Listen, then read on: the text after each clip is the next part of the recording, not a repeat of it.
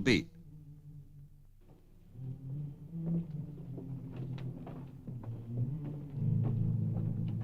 Everybody drink Frank!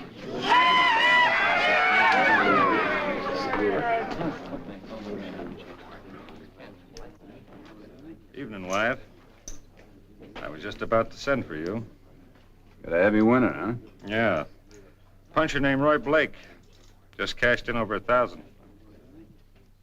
You talked to him? Didn't do any good.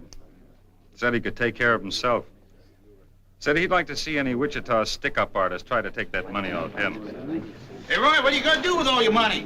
I'm gonna take it back to Texas. That's what I'm gonna do. Oh, real patriotic! Hey, quiet. Roy himself has got a few words to say. I'm gonna spend this money on breeding stock. I'm gonna give myself a spread of my own. Hear that, boys? Let's make through a future cattle king. Future cattle king. Ooh. I don't want no more to drink.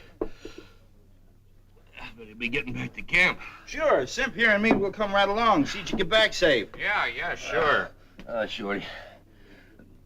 Simp, old friend, I don't need no help. I can take care of myself. No, you're carrying a payload. You need protection. I need protection, boys. I have to have a bodyguard for all this money I want. Frankie, and good luck, boys. Break the bank. Watch it, boy. This one I'll watch myself. Real pals, real friendly. That's what I'm gonna have. And here's my old pal. I'll buy a drink for your horse. Come on, get out of here. Let's go out to the ranch. I'm gonna buy something for everybody, boys.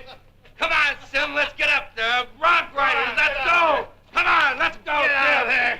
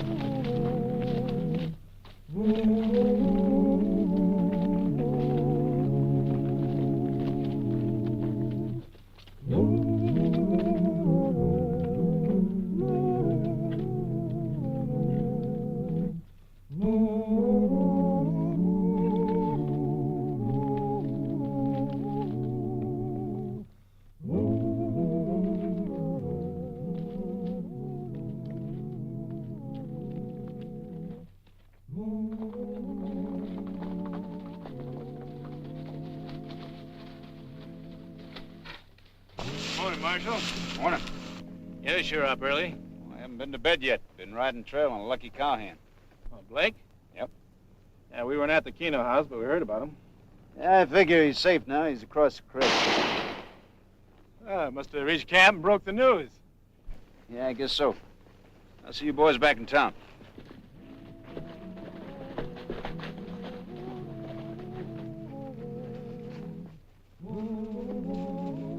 Marshal!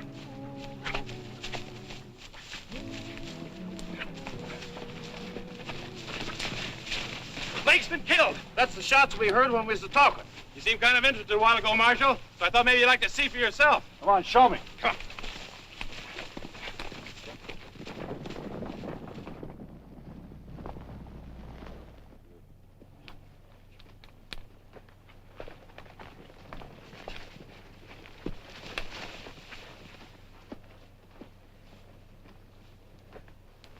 Where'd you find him? Marshal was showing considerable interest a while ago. I let him see for himself. Got any idea who might have done him in, Mr. Earp? Aren't you the two who left town with Blake? What do you mean by that, mister? Simp, I'll do the talking. Sure, we were with Blake. We rode this side of the creek with him. He headed for his camp, we headed for ours. Did you hear the shot? Sure. We hot-footed it back here and found him right where he is now. You see anybody else? No. Some of the rest of the boys started drifting up about that time. I followed Blake as far as the creek.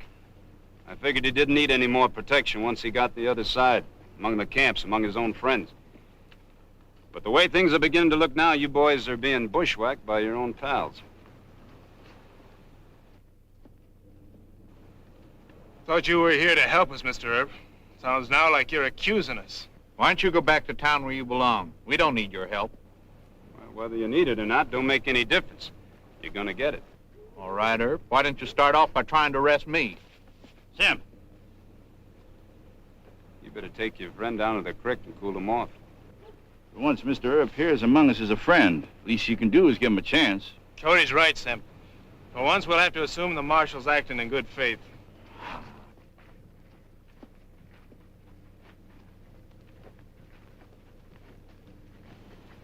What do you propose to do first, Mr. Earp? I don't know yet. I'm not so sure I'd tell if I did. But so far, every man that's been murdered and robbed never had much of a chance to put up a fight. Every one of them got it closer to Cowskin Creek than they did to Wichita. Meaning? Meaning he must have thought he was among friends when he was killed. Think it over.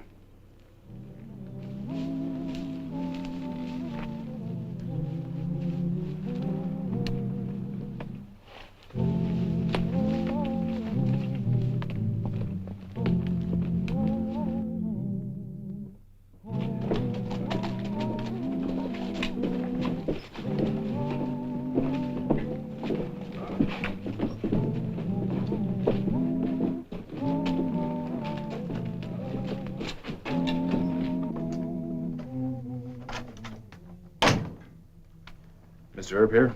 Yeah, he's right over there.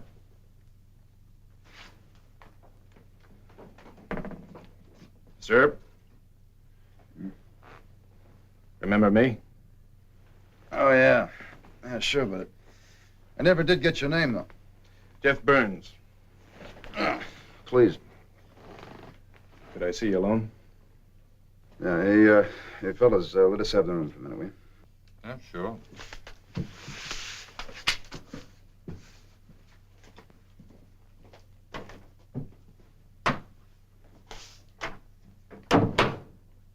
Getting any place with the robbers? No. That's probably because the Keno house hasn't dropped any jackpots lately. That's what I wanted to talk to you about. I got an idea. Hmm? It's simple. All you need is another big winner over there. If the bait's big enough, it ought to bring the robbers out. Yeah, well, I thought of that, but trouble is I can't find anybody to qualify for the job. Anybody from town look just like what it is, a setup. Needs a trail riding cowhand. I know. That's why I'm volunteering. Why the sudden change? The other morning at the creek, I had a feeling the boys were suspecting me. Well, I guess we feel about it like this. Fighting cowmen might come pretty easy to you, Earp. But robbing them, well, that's something else again. Thanks. Welcome. How do I get the job? You know what you're getting into? Those killers never leave any witnesses, you know.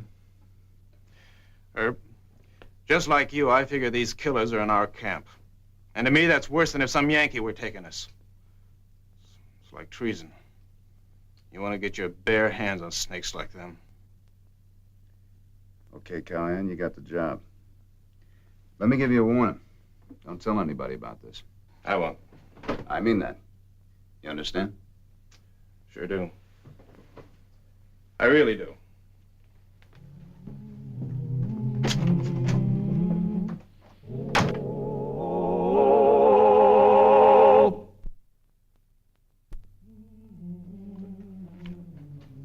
Seven wins. Seven again.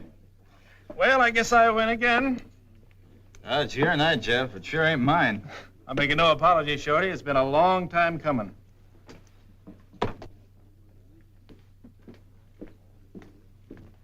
Good luck. Thanks.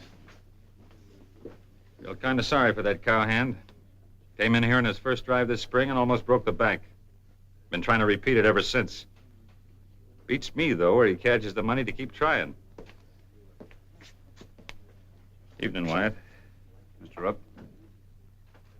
You all set? Yeah. He'll be cashing in soon. When he does, he'll be paid off with the marked money.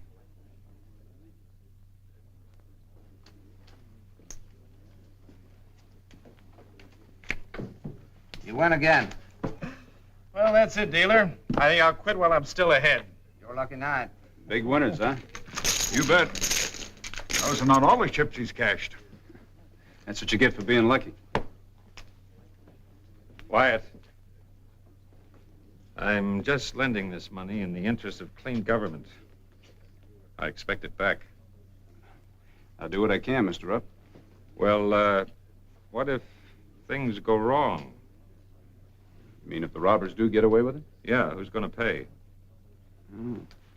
Guess I'll just have to spend about 5 summers working it out. Thank you, cashier. Thank you very much. Come on, boys, step up to the bar. Name it. Come on. Let's have a drink whenever you want. My money. How about a drink, Mr. Rupp? Oh, thanks.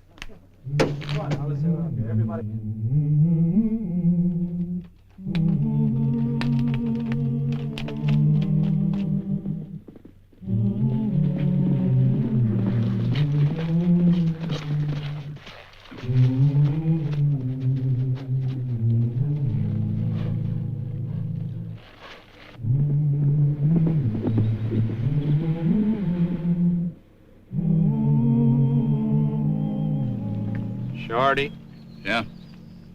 you lose all the money tonight? Difference does it make? We'll have some more pretty soon. Thinking all the money we'd have if you wasn't gambling all the time. Shh. Here comes somebody.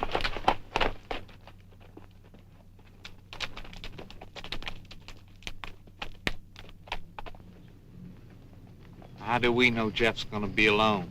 Maybe we should have robbed that one. Because he wasn't with his bunch tonight. He was by himself. Chances are he'll ride back to camp by himself. You got something better to do, maybe? I didn't mean nothing, Shorty. Stop picking on me. And stop being at me.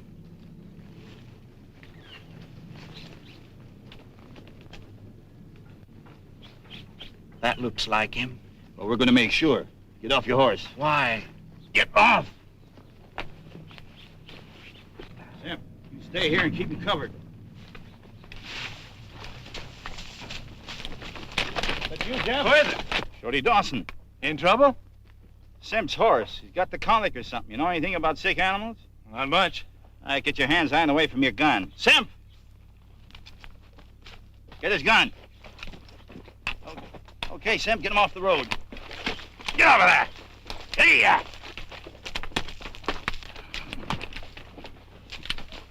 Sorry to trick you, Jeff, but we mean business. Yeah, I see you do. Get down.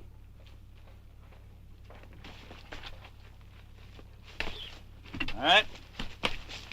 Put that money in these saddlebags. I've seen some pretty low humans in my time, Shorty. But this beats them all. Yeah, it takes all kinds, don't it, Jeff? Search him, Simp. Make sure he didn't miss anything. Okay.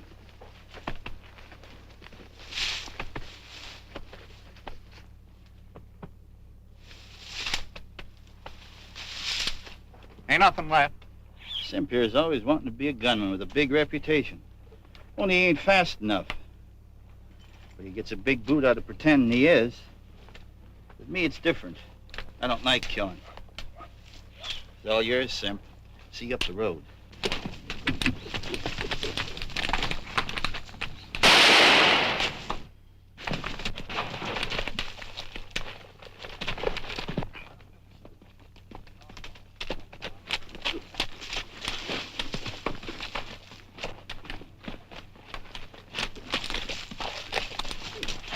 One again, eh, Simp? Yeah. You sure? Yeah, right through the head. You're improving. Well, let's get along. I knew it. That other fella heard the shooting.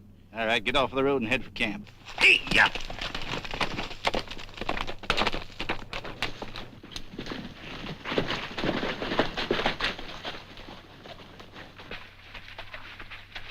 boys left the trail here. Did you find Jeff? Never seen it. Oh, you check the trail up there. I'll get into this. Come on.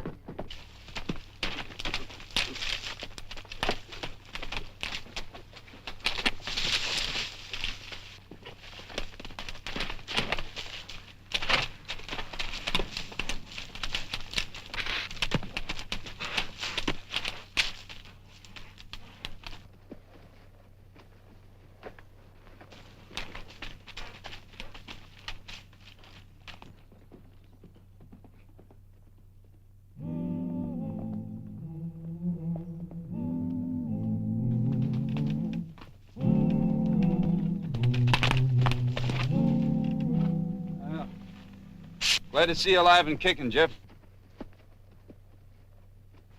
How bad is it? All he lost was some hair. The bullet knocked him out. Well, the one I was after stopped running, played it smart. I figured I'd better check with you and then pick up the trail first thing come daylight. You won't have to look very far. Shorty Dawson and Sim Sheldon. If they think I'm dead, they'll be back in camp with their outfit same as usual in the morning. Now, come on, we'll get you back to town and get a fresh start tomorrow.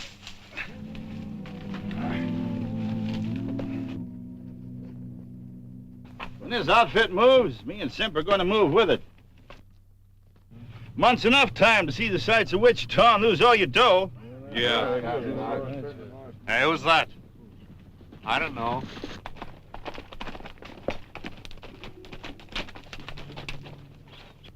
Middle one looks like Jeff Burns. Sure does. It is Jeff. Hey, there's Jeff. Who's that other guy? There they are, those two. Shorty and Simp.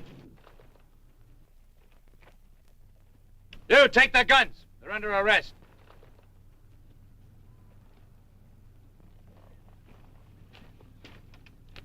Those two robbed me last night and shot me up. They're the ones that have been knocking us cowboys off for the last month. You're hard to convince. Take a look in Shorty's saddlebag. The money he stole is marked in the corners with Whitey Rupp's initials.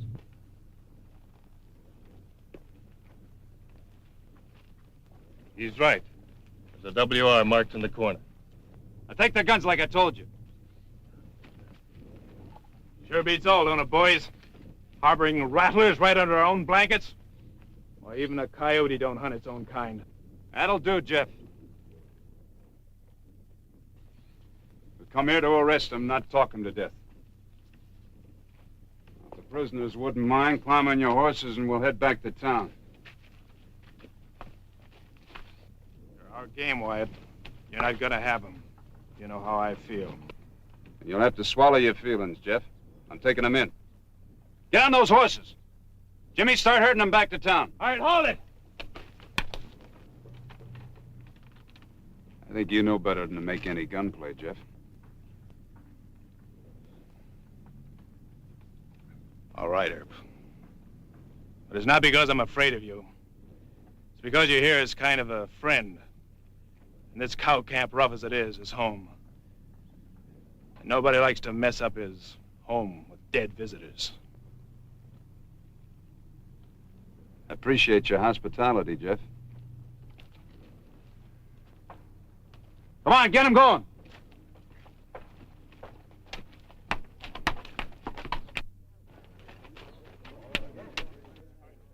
Herb! It's only fair to warn you. As soon as word gets around to the other camps about this, there won't be a jail big enough to hold them two. And we'll be coming in to get them. I hope you don't.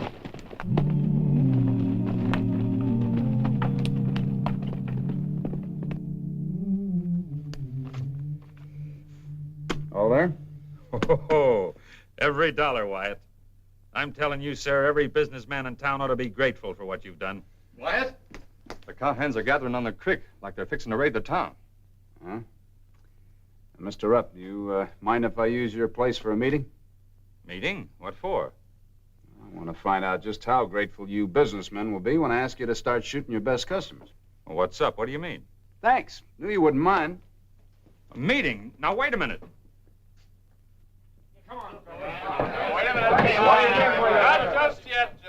meeting going on inside. I don't see why we should run headlong into trouble.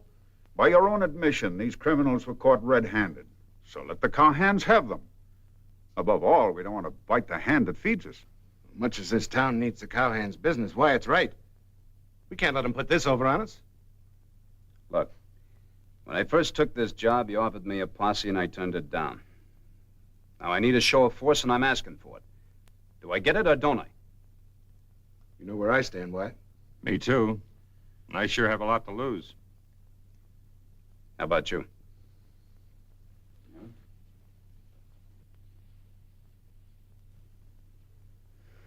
How about the rest of the businessmen? They're not here. I suppose that means they're on the fence. Well, if I don't get enough men, I'll go out there alone.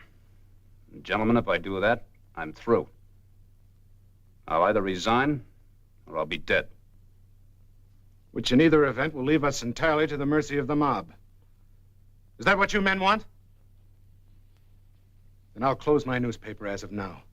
The one record I'll never print is the day that Wichita turned yellow. Now, just a minute, Murdoch. I didn't exactly say I wouldn't. Well, what are we waiting for? Come on, let's go talk to the rest of the businessmen. Well, at least now we'll get an answer.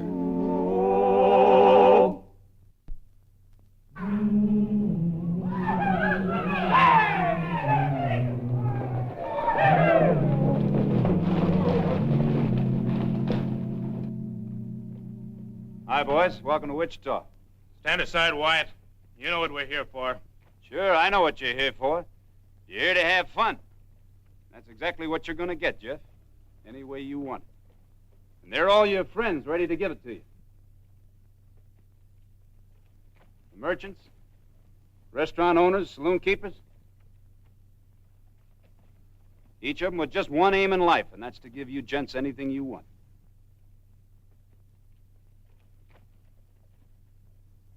So it's up to you, Jeff. You and your friends. What do you mean it's up to us? Whether you come into town with guns or without them. If you want to come with them, you have to come shooting. Today you got a choice. We didn't figure the whole town would turn on us, Jeff. This is different. You heard the marshal. How do you vote? No use running head on into a militia. Them two robbers just ain't worth the risk. Everybody feel the same way? Yeah! Come on, fellows, let's have fun! Where do you want us to leave the guns, Wyatt? Just drop your belts in the street, Jeff. You can pick them up at the Texas house on the way out of town.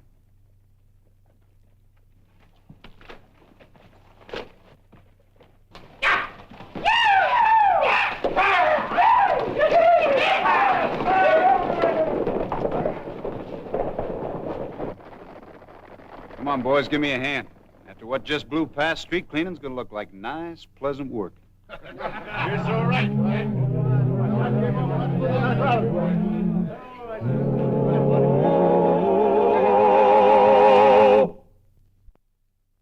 Well, he cleaned up the country, the old Wild West country. He made law and order prevail, and none can deny. To the Thompson gang of outlaws managed to anger Wyatt into a killing temper. On the western frontier of 1875, Marshal Earp was considered reckless and foolishly quixotic to spare outlaws' lives at the risk of his own. And in the case of George Peshauer,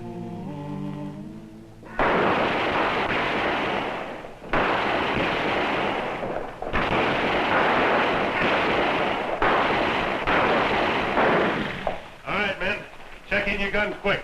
When Earp shows up, nobody knows nothing about this hoorah. I'm in town on business, but Rawhide and Deacon Earp, that's my pleasure. I beg your pardon. Are you by any chance Mr. George Peshauer? That's right. You must be that English fella. Oh, you can tell? Don't worry about it, son. Time you spent a couple of months on that spread you figured on buying, you look like a cowman same as anybody else. I shall try to be, Mr. Peshauer. What do you say? Let's go in and get a drink. Thank you. I'd like...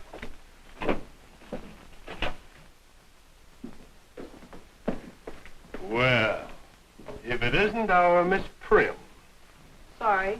We haven't one vacant room. Oh? Is your bar filled up too? Come along, mister. I don't believe I remember your name from the letter. Evatt. Rodney Evatt. Ah. I don't like the name Miss Prim. Do you mind if I call you Miss Primrose? The guest is always right. Nobody ever gets anywhere with her, son. She's a mama's girl. Proper and prim. Well, I've been here 2 days, and this is the first time she's spoken. I thought customs were a little bit more breezy out here in Western America.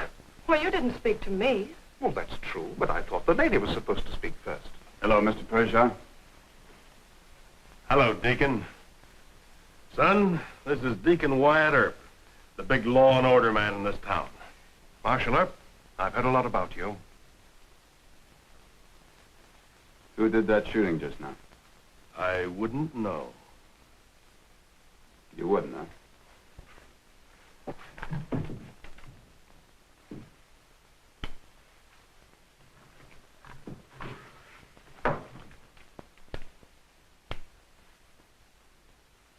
You're a liar. Still want to say you don't know anything about it? Look, Earp, you run it over me and Chad Pierce once in Ellsworth. Don't try it here. Now, you didn't see this shooting. Try and find a witness that'll say they saw me. You're still a liar. Now, gentlemen. Aren't those fighting words here in Western America? Come on, son. We got business to talk over. He's wearing guns. I'm not. I'll say that I saw him. Did you, Miss Cole? No. But if it'll help you put him in jail, well, I'm morally certain that he and his crowd did it. So am I. But you stay out of this. Mr. Pershaw is a real nasty man. Is that, Englishman a friend of his? I don't know. Mr. Evatt checked in yesterday. Well, they couldn't be friends. Mr. Evatt looks like a newcomer to me. Yes, he is. Well, I guess he's over 21. Say hello to your mother for me. Mr. Earp. Look, there's nothing I can do, Miss Cora. But you know that man's going to cheat Mr. Evatt in some way. Why isn't Peshar the one that Ben Thompson refused to ride with anymore? Yeah? Then Mr. Evatt's in real danger. Well, he's liable to be bilked out of some money, yeah. Well, can't you warn him or tell him that... Look, the British are as stubborn a group as we have. A lot of them have bought ranches in Texas and Arizona territory. If they've been cheated, they kept their mouths shut and worked their own way out of it. Don't you worry about him. He'll be all right. You just help your mother take care of this hotel. Now, these two sections have year-round grass. The little stony creek runs right through the middle of the place. Well, it sounds ideal for cattle. She'll carry 5,000 head, easy. Well, where do I buy the cattle? From the same place you buy the ranch. George Peshawar and Company. Good. Oh, that simplifies matters.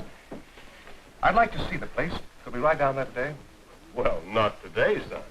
It's 150 miles. 100? Well, that would be a bit of a gallop, eh? I say, young chappie, you must be a blinking Britisher. Why, yes, I am. Fancy that. And how's your fuddy-duddy old queen? You take that back and apologize to my friend. I'm apologizing to no one. Kings, queens, or even you. No. No, he's mine. Nor you.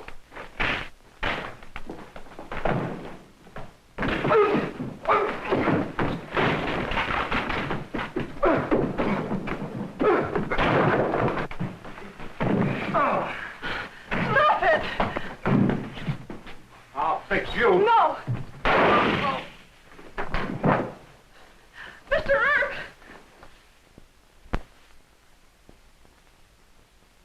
You killed him. I had to. He'd got you. Yes.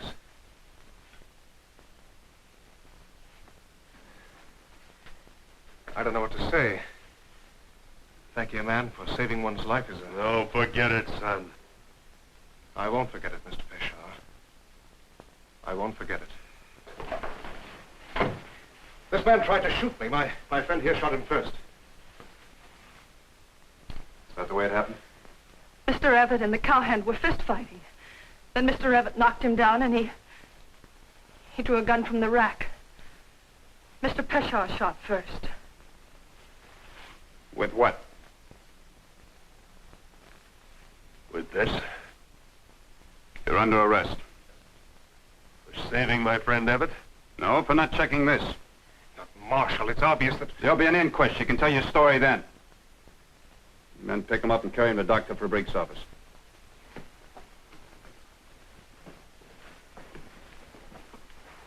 He doesn't need a doctor, he's dead. Dr. Fabric is also our coroner. Come on, we'll take a walk over to the jail.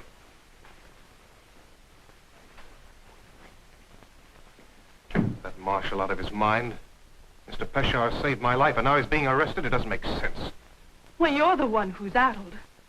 Addled? Oh? Peshawar's a killer. Why, he didn't care about saving you. He saw a chance to kill a man, and he took it. I beg to differ with you. And now, if you'll excuse me, I'll go bail for Mr. Peshawar. Wait. Just answer one question, please. Of course. Is Peshawar trying to sell you something? A ranch and some cattle? You American woman. It's amazing.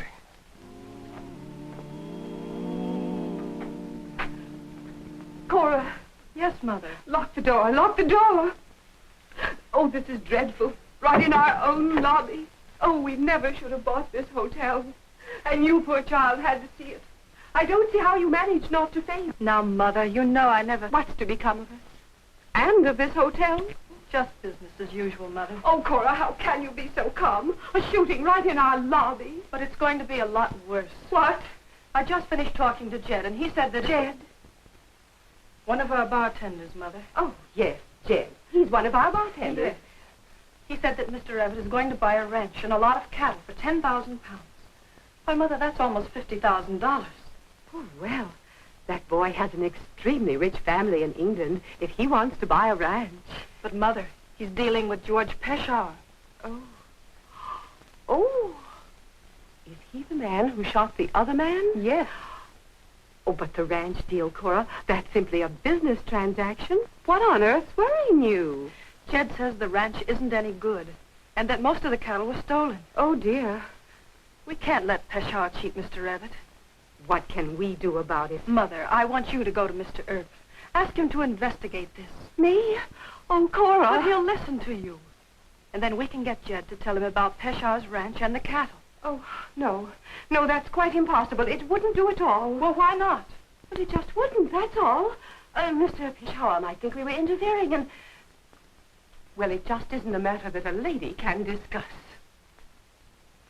All right. I'm not a lady. Cora! Oh, I didn't bring it.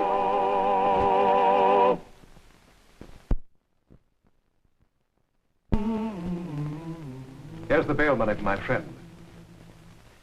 I don't know much about your American law, Mr. Earp, but I have the distinct impression that it follows most of the English statutes. Or am I in error? No, Mr. Everett, you're not in error. We derive from English law. Then any offense less than murder is bailable. True. But killing a man in a gunfight is murder, technically. I say now, Mr. Earp, that's not quite cricket. You heard Miss Cora admit. Mr. Everett, your friend's going to stay in jail until a coroner's jury exonerates him. Then it's obvious there's bad blood between you and Mr. Peshawar. Look, he's a killer, a cheat, and a rustler. Or I could use more profane terms if you'd like. I suppose you have proof of what you say. Yeah, I caught him cheating at poker once. Now, that's only your word. Do you doubt my word? Mr. Peshawar defended me at the risk of his own life. I think I should defend him. Seems to me I'm obliged, you know. Yes, I think you're a liar.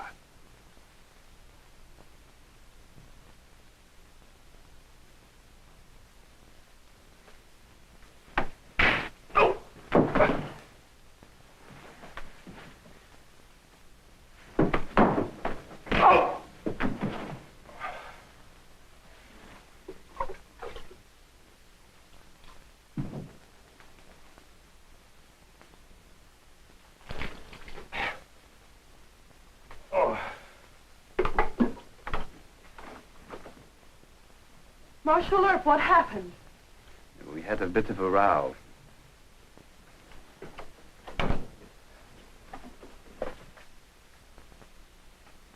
Why did you pick on him? Peshaw's the one that ought to have his head knocked off. It was a beautiful right punch.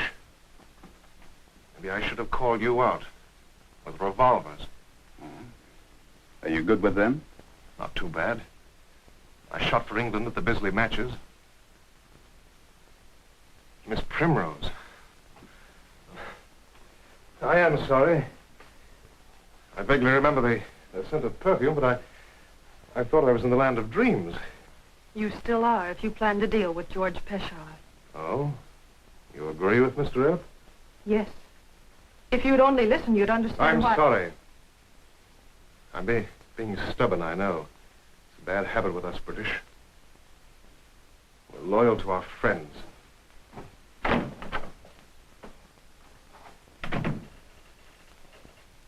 I tried, Miss Cohen. But Jed says the ranch is no good, that the cattle were rustled. Mr. Abbott should demand proof in writing.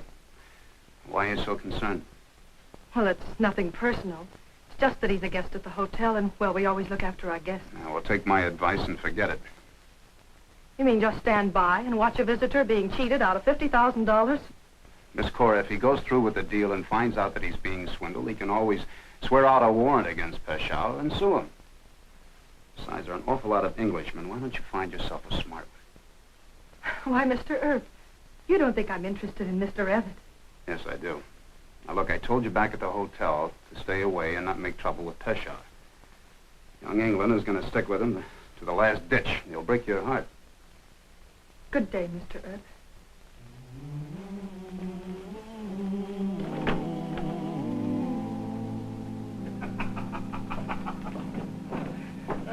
We sure made a monkey out of Earp. Justifiable homicide. Even old Dr. Bink gave him what for. I wasted the coroner's time. Hey, I've been waiting to ask you. Where'd you get that bruise on your jaw?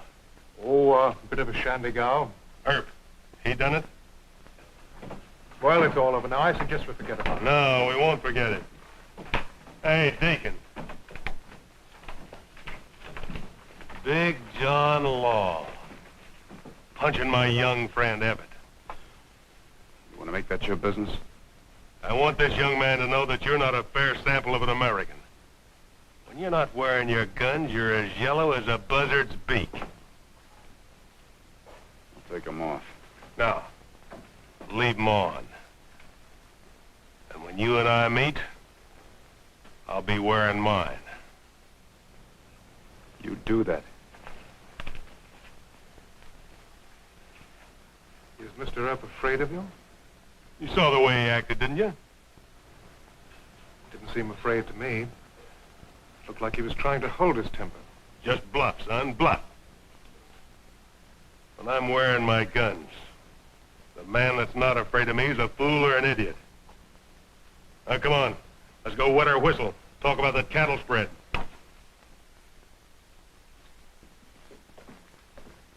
Well, Miss Prim. I'll be with you in a moment, Mr. Peshawar. No hurry at all, young man. I'd like a word with you, if I may, Miss Gill. Why, certainly. Is something wrong with our service? No, but there is something wrong with me. Oh? It's really quite important. Could we go into your parlor? Well, just for a moment. Mother's busy in the dining room, and I have to watch the desk. Just for a moment.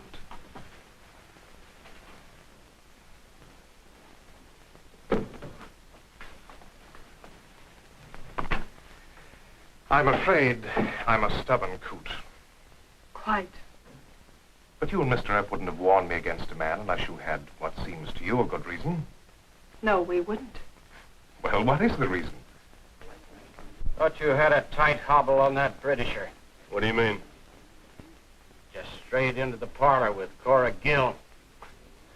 He'll be running back in here for a drink to warm him up after he's talked to her for 5 minutes.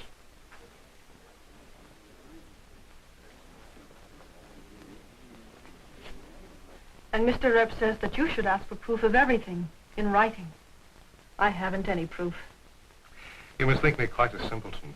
I had no intention of buying from Mr. Peshar sight unseen. Well, I'm certainly glad to hear that. You see, the ranch was listed with Higby and Pelham in London. They're quite reliable brokers. He sent me a complete description of the ranch with photographs. Well, it's your money, Mr. Abbott. But I must look at the ranch, you know. I mean, in justice to Mr. Peshar. Tell me, do you plan to take much cash with you?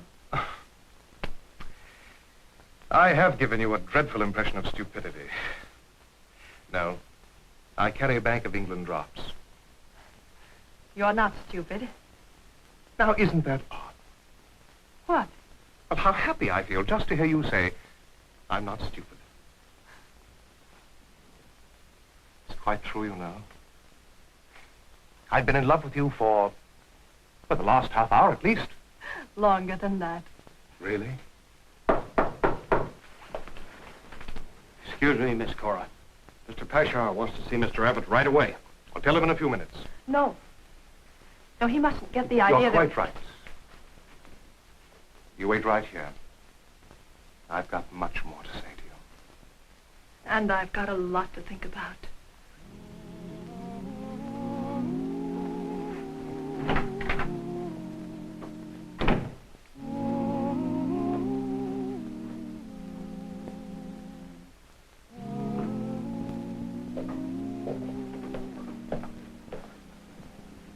You wanted to see me? The paper just came out with a bad weather report for tomorrow.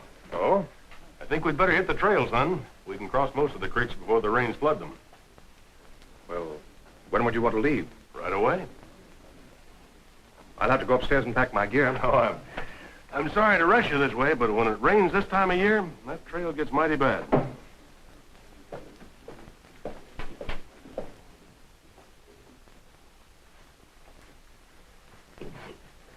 Earp and these fool laws.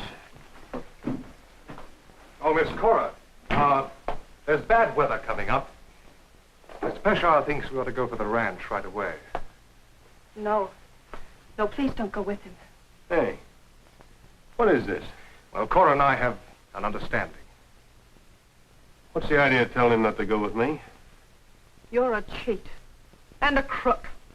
You've been listening to Wyatt Earp, huh? Now, look, let's not have any of this. I'll ask her. What else does Earp say? Earp doesn't say anything. I say it. Why, you stay out of this. I think not. No, he'll shoot. Fuck you. I want Earp. Where are you going? I left my gun in my room. You, going after him? Why don't you let me and the boys take the shower? He offered me the fight. But you're too sore at him, Wyatt. You might kill him. That's right. No, sir. Oh? A lot of folks heard Peshar rawhide you. If you kill him, folks gonna say it was a grudge fight.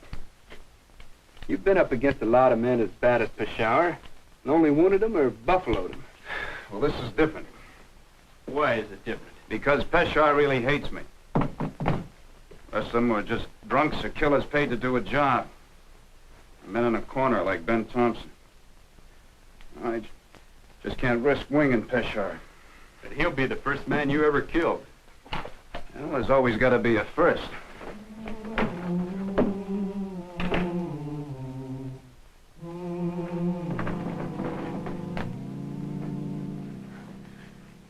Oh, no, you're not. It's my job. It's not your job. The fight's between him and Mr. Earp. No, it's my fight. You can't do anything with a gun. Mr. Earp's been in 100 fights. He can take care of Peshar. You let him handle this. No. A man must shoot his own tigers. Oh, you can't love me and do this. I love you very much.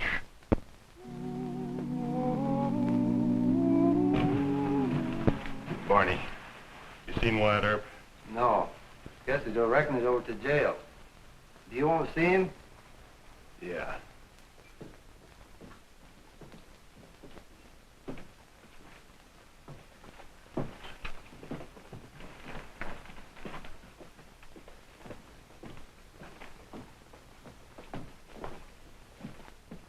Yeah, I want to see him.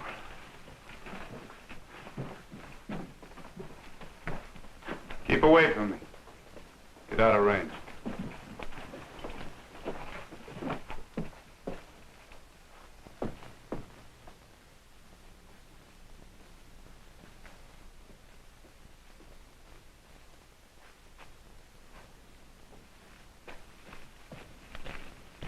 Mr. Emmett, stay out of this. I don't want you, stupid. I want Earp. No, I'm your man. I don't know the etiquette of these things, Mr. Peshar. I advise you to go for your gun. All right. I'll take both of you.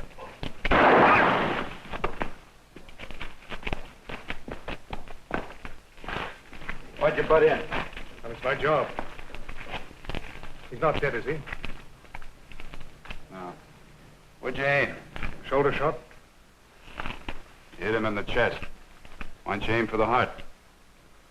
Well, I had to spare his life. He saved mine, you know. All right. Take him on over to Dr. Brick's office.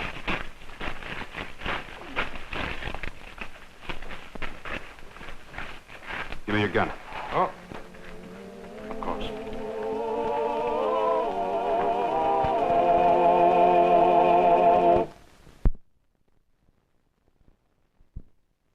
There, dear, there's no need to carry on so. I told you, if we had stayed in Chicago... Oh, if we'd stayed in Chicago and I'd married Mr. Donaldson. Stop it! Stop it! Now, dear, if you had listened to me... Oh, that English boy, did he get hurt? No, ma'am. Oh, thank heaven. There you see, Cora, now everything's going to be all right. Oh, I begged him not to go, but he went anyway. Mr. Evatt's a fine man. I think he saved Mr. Peshar's life twice. Saved his life twice. Well, he didn't kill him, and he kept me from temptation. Well, then, what did happen to Mr. Peshawar? Well, he'll live. He got shot in the chest. Miss Cora, I told you there were an awful lot of Englishmen, but I think you ought to stop looking. Did you put Rodney in jail? Have you no shame? A man who went out to meet a desperado. A man who might have saved your life. A man... Rodney. Oh, Rodney. Oh, Mr. Earp, you had him up your sleeve all the time. You know, he's so much like that boy in Chicago. Why, you know, I don't... Most of them 18 or 20 years old, who styled themselves Billy the Kid, or the Pecos Kid, or the Comanche Kid. A few of them were like young Lonnie McVeigh, known as the Kansas Kid, who found himself hounded by a reputation and driven toward death at the end of a posse's rope.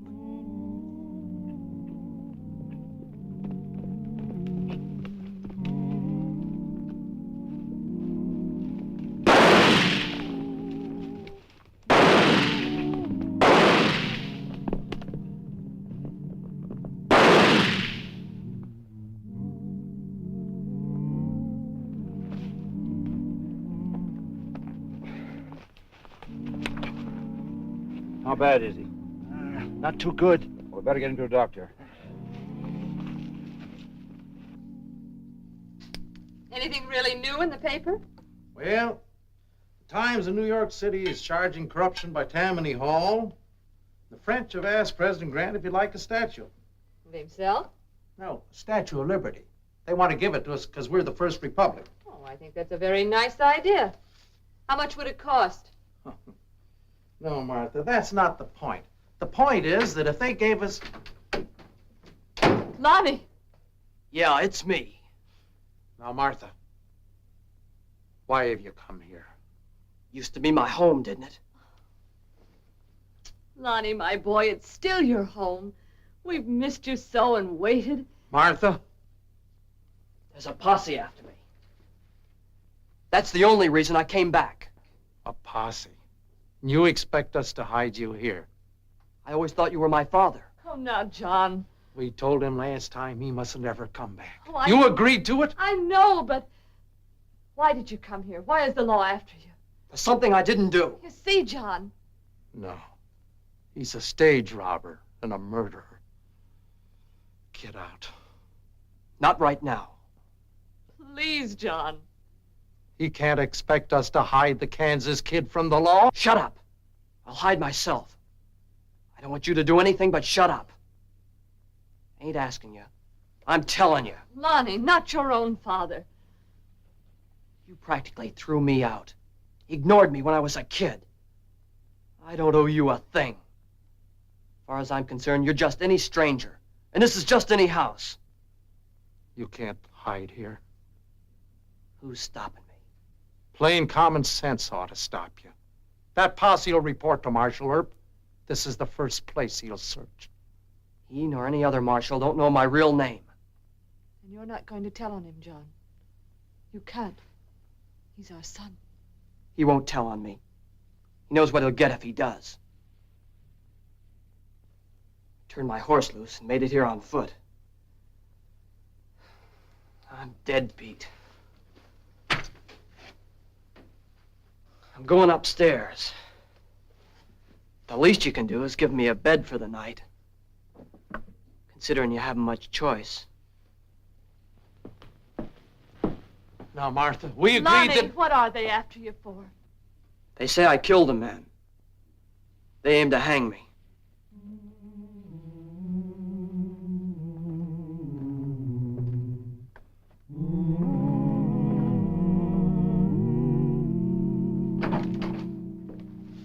Marshal Earp, this is Sheriff Osborne from Kingman County. Howdy. Mr. Earp, these are my two deputies, Larson, Jones. Glad to know you. A long way from home. Yeah. They chased the Kansas kid into town, but he got away.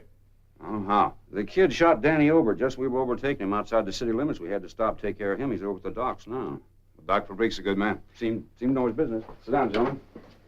How do you think the kid's holed up in Wichita? Huh? Oh, he has to be. Rode in here not more than half an hour ago. What's he wanted for besides wounding one of your deputies? Well, he killed a Wells Fargo guard in a stage holdup outside of Kingman City. I'm having some of these printed up. The Kansas kid. There are a dozen kids this and that. What's his real name? Nobody knows. Works out of the brush country. Never comes into town, huh? If he has, he's sure got sense enough not to brag on who he is. But you men can identify him? We got close enough for that. He's slender, brown hair, brown eyes, good-looking kid. Marshal Earp, we picked up a stray horse that was wanted on Cross Street off Douglas Avenue. I got him outside. That could be the kid's horse. Let's take a look. This is the one right here. At the blaze, 3 white stockings. Belongs to the kid, all right. Looks like he was traveling light. A long ride. Looks like an old saddle, too. About 8 or 9 years, I'd say. Uh-huh. And this saddle maker's mark might give us a lead. Looks like old man Gentry's. Here in Wichita? Yeah. We'll take the horse on down to his shop. You and your men might as well get some rest and something to eat. Any objection to my going along with you, Mr. Earp? What happens there is, old man Gentry may not want to talk in front of strangers. Okay, you're the law in Wichita, so long as we get the kid. If he's here, you get him. Come on, boy. Who is it? Your mother.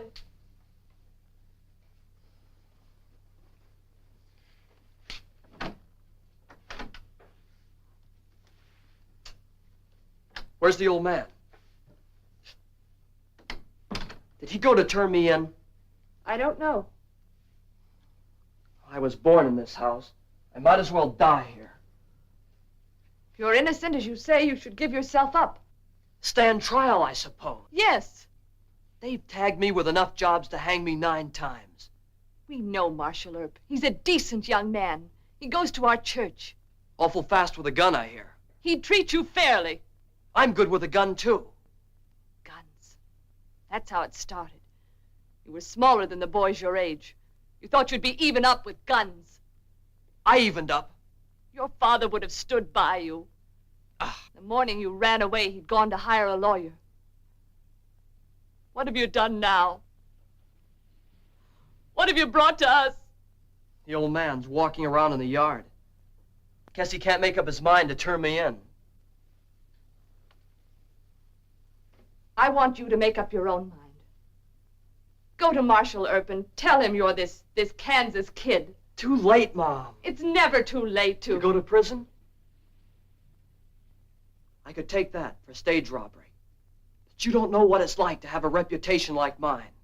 They accuse me of holdups I was miles away from, of shooting men I never saw in my life. Every crime that's unsolved, I did it. I'm the Kansas Kid. And proud of it. Not anymore. Then go to Marshal Earp. Tell him what you've just told me. Mom, I never could talk to Papa. But I used to be able to tell you things. Tell me now, Lonnie. All right. You ever hear of lynching? Yes. Earp would hand me over to that posse. They'd hang me on the trail.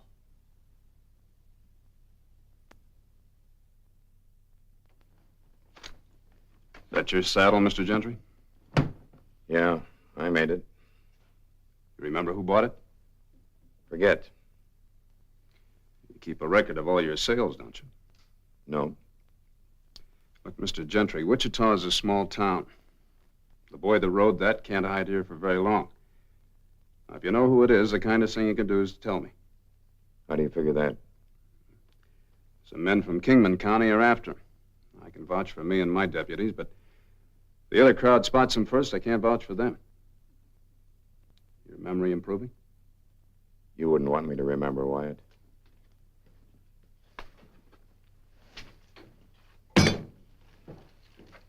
Some friends of mine involved? Good, decent people.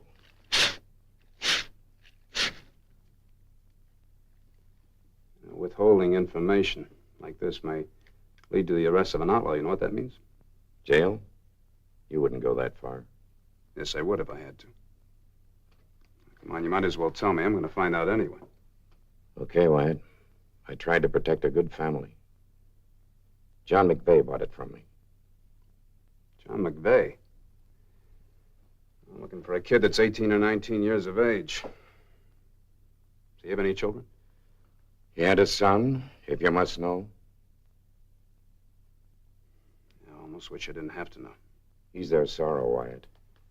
Make it as easy on them as you can. Yeah. I'll be back for that later.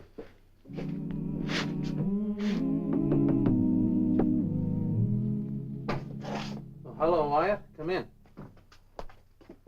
Evening, John. Won't you sit down? Oh, thanks. Is your son at home? Wyatt. Look, I know you want to lie to me. I couldn't blame you much if you did. He said he didn't kill the Wells Fargo guard. Well, maybe he didn't. I'm not trying to make excuses for him. People blamed his mother and me. They always blame the parents when a boy goes wrong. Well, they shouldn't blame his mother. I'm the one, I guess. Always on the go. Ohio to Illinois, Illinois to Kentucky, and then out here. Scratching for a living. And forgetting, I guess, that my boy needed a little of me. And every time he needed me, Wyatt, I wasn't around. Ain't much feeling between us, I guess, and heavens knows there ought to be. I still don't know the whole answer between him and me, but Wyatt, save him for us if you can. I'll do what I can, John. Now I have to arrest him. Where is he? Oh, not alone, Wyatt. He's got 2 45s. Give Mrs. McVeigh a little time. Perhaps she can talk him into... All right, Marshal Earp. Come and get me. No, Lonnie. He's our friend. No friend of mine. I'm sorry. Take it careful, Earp.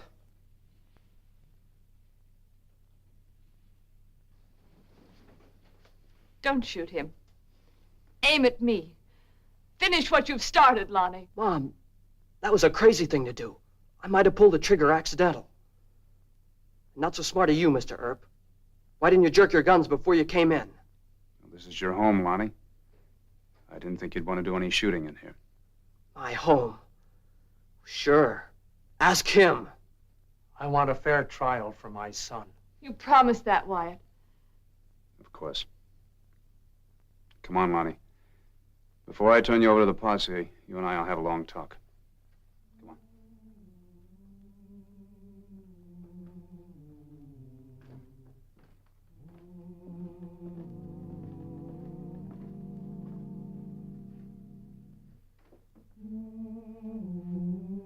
Bye, Mom.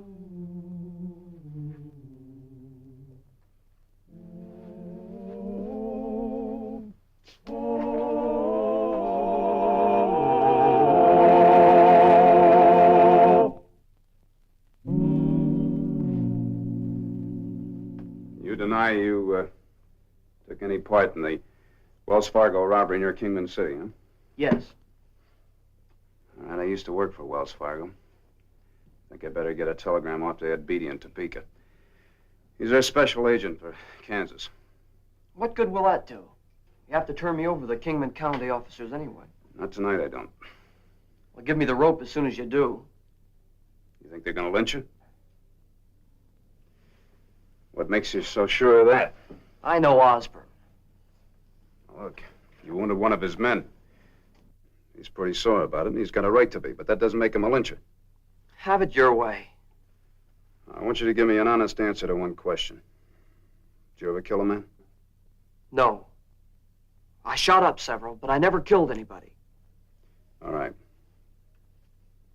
What difference does it make? Makes the difference between a sentence for armed robbery and the rope. That's quite a big difference to your folks. They don't care. They care very much, more than you deserve. Oh, sure. Don't you play tough with me. First time you get into real trouble, you run for home. Well, what'd you expect to find? Strangers, a mother and father that hate you? I don't know. You found your parents. Good people that love you in spite of everything you've done. If I didn't think you were sorry for the pain you caused them, I wouldn't even waste the cost for a telegram. Ollie! You put this prisoner in a cell by himself. I'm not going to book him yet, and I don't want any word going around town about it. You understand? Yes, sir. I'm going to go down to the Eagle office and send a telegram by press wire. I'll be back in 10 minutes. As soon as I hear from Wells Fargo, I'll get word to your folks. Otherwise, I won't be sleeping tonight.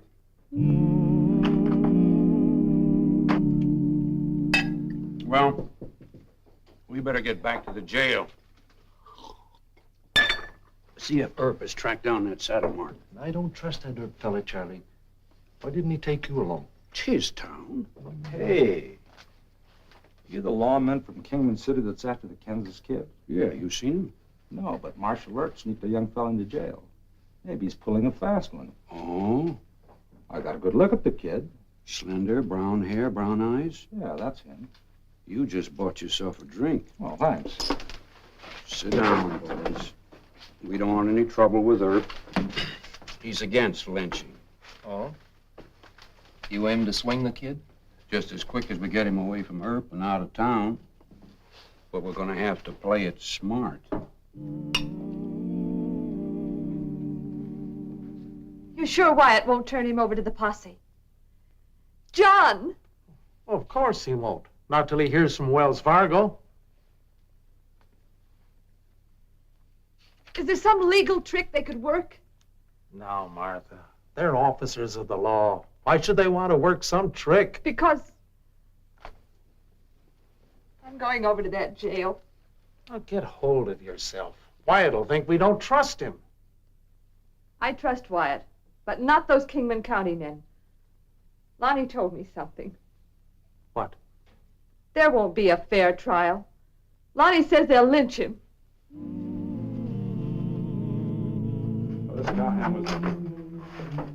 What's a big conference? Wyatt, there's some wild talk I think you ought to know about. What's that? Cowhand in the Texas bar is telling us that the new prisoner's the Kansas kid. You can't keep a cowhand from talking. Yeah, but Marshal... Here you made an arrest. The fellow told me he recognized the prisoner as a boy who used to live around here. That's right, Mr. Osborne. Name of Lonnie McVeigh. Well, I guess I ought to take a look at him. Sit down for a second. Lonnie admits to being the Kansas kid. Say, fast work, Marshal. Yeah, but he denies pulling the Wells Fargo job. Sure. Denying it, what's he got to lose? You believe him? This wire just came from Ed Beatty. He's a special agent for Wells Fargo in Kansas. I wired him asking if he was positive the kid pulled the job. Well, all he says here is that his men on the case have some doubt. Yeah, well, I know Ed Beatty. He'll check with the Pinkertons. You know, there's one point we both forget. What's that? McVeigh claims to be the Kansas Kid. But is he? Yeah, that's right. Well, maybe I ought to take a look at him anyway, just to make sure. All right. I kind of hope he is bragging. Stand up, Lonnie. Oh? Well, I don't know. I'm not sure. Turn around, son. You know me, Osborne. I never saw the kid in good light close up. Tell him to turn around. Look, he's got to identify you. It's important. All right.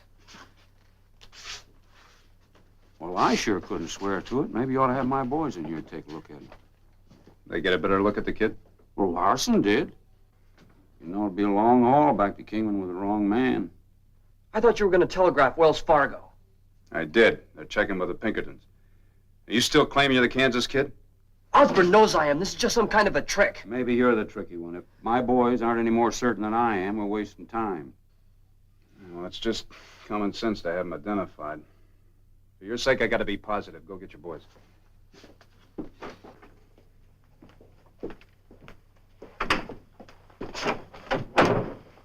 Mrs. McVeigh is here. I asked her to wait in there.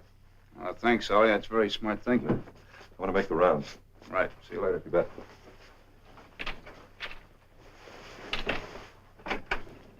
Come in, Mrs. McVeigh. Sorry to keep you waiting. That's quite all right. Would you please sit down? Thank you. You're not going to let them take him away. No.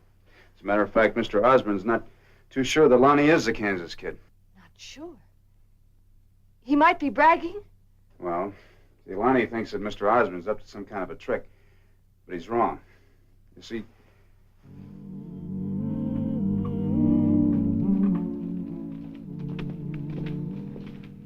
Earp doesn't suspect a thing. There's only him and the two deputies. He thinks we're coming in to identify McVeigh. Now play it easy and casual till I give the word. whether Lonnie's telling the truth or not, Mr. Osborne doesn't act like a hothead or a rope slinger to me. But anyway, I'm not going to release the boy to Mr. Osborne until I hear from Wells Fargo. Oh, God bless you for that. His father and I are so grateful. Wyatt, Osborne and his deputies are headed up this way now. Oh, good. Oh, Mrs. McVeigh, would you mind waiting in the other room a moment? I'll be right with you. Here they are. I got a hunch it's just a fool kid trying to build himself into a desperate character. Could be. Well, let's take a look at it. Hold it. Looks like I guessed wrong. Yeah. Bring him in here. Go ahead.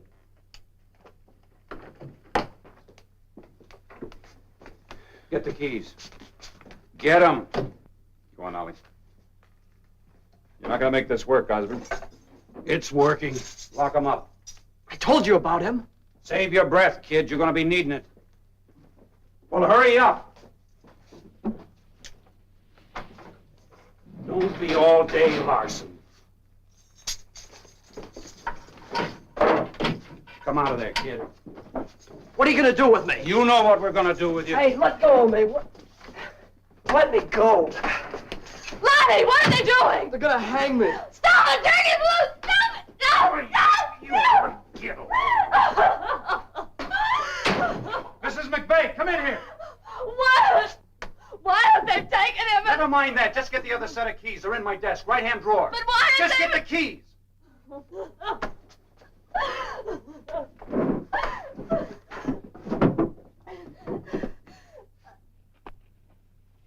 Kansas Kid? Yeah, they're all alike, screaming his head off. Your marshal caught him. We're taking him back to Kingman City. Where is Marshal Earp? Oh, he's taking care of a brawl in some saloon. You hear which saloon? No. I better go check.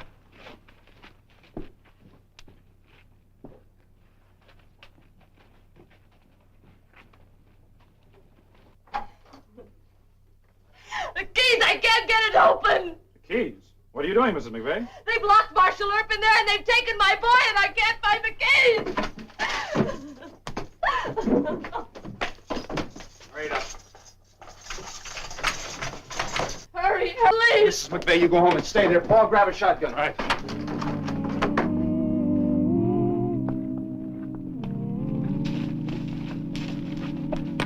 There's a good tree over there. Let's get this job done before Herb butts in.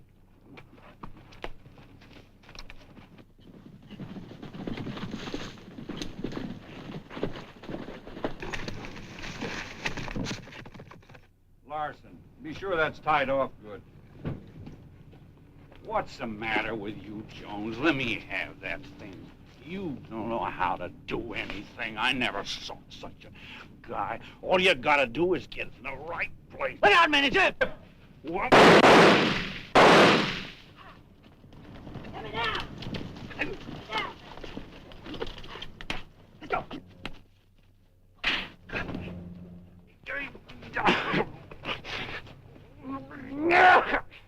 Kinda hate to let you down, Mr. Osmond.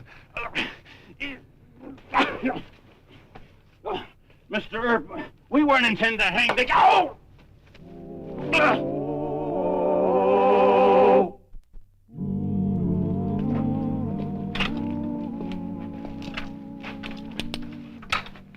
Don't worry too much, Mrs. McVeigh.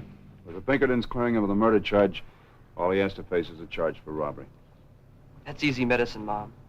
I can take that.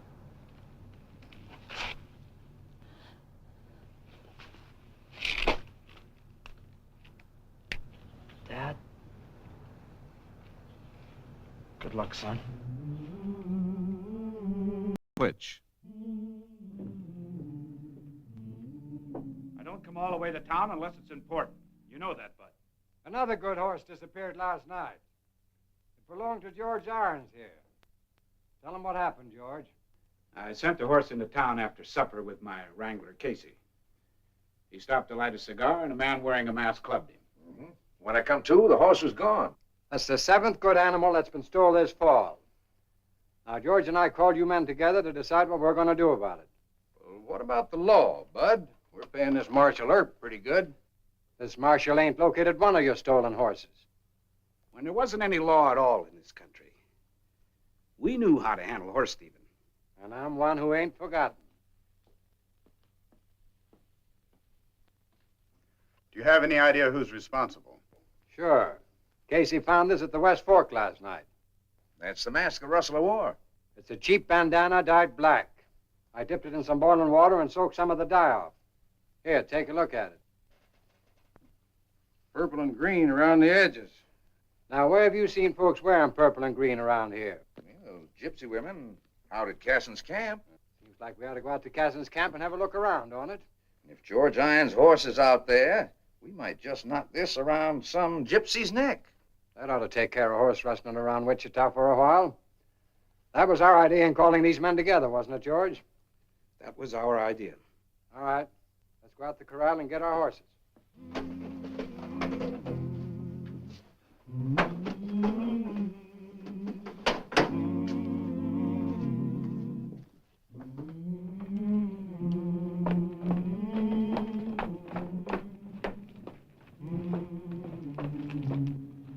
Morning, Mr. Irons. Mr. Creel. Morning, boys. Morning, Marshal. You riding out somewhere? Is that any of your business, Herb? I hope it isn't. Well, it ain't, so get off my corral gate. Now, look, I know where you're headed and why you're headed there. I'm going to ask you to cool off and think it over. You aiming to stop us? Yep. You hired out to handle horse thieving, among other things around Wichita. You haven't done it. So? So, maybe we can handle it better. Like stringing up a gypsy? Yeah. If he's the one that slugged Casey and stole George Irons' horse last night. Well, that'd be murder, Mr. Creel, the way you're going to go about it. Even if we can prove he stole my horse? Well, you prove it to me, and I'll put him in jail. Then you got to prove it to the judge. That's the law. And this is my corral, and we're coming in to get our horses. I shouldn't wonder you could do it. There's enough of you. But how many will there be when you get on the other side of this gate? You can't bluff me, Earp. Well, I'm not trying to bluff you, Mr. Creel. I'm just asking you to stop and think whether any horse you ever rode is worth a hole in your shirt. Or one in yours, Mr. Irons. Your family can get along a lot better without that horse than it can without you. Are we going to let him buffalo us? Mr. Casey, you want to be the first one through the gate? I ain't gonna let no young squirt back me down. Put up that gun. Give me an even draw. All right.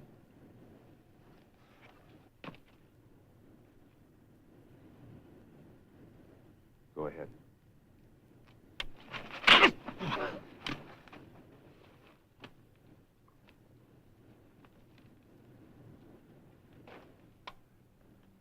Take him over to Dr. Brake's office. I'm going to ride out to the gypsy camp, see if they got any strange horses in their string. All right, Marshal. We'll try it your way. Just once more. I advise you to get rid of those guns. They're a heavy drag on the ribs.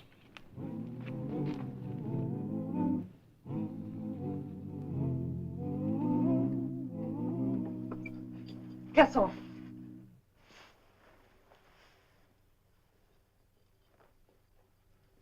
Hello, Marshal. Morning, Hassan. Anna? Good morning, Mr. Earp. Would you like some coffee?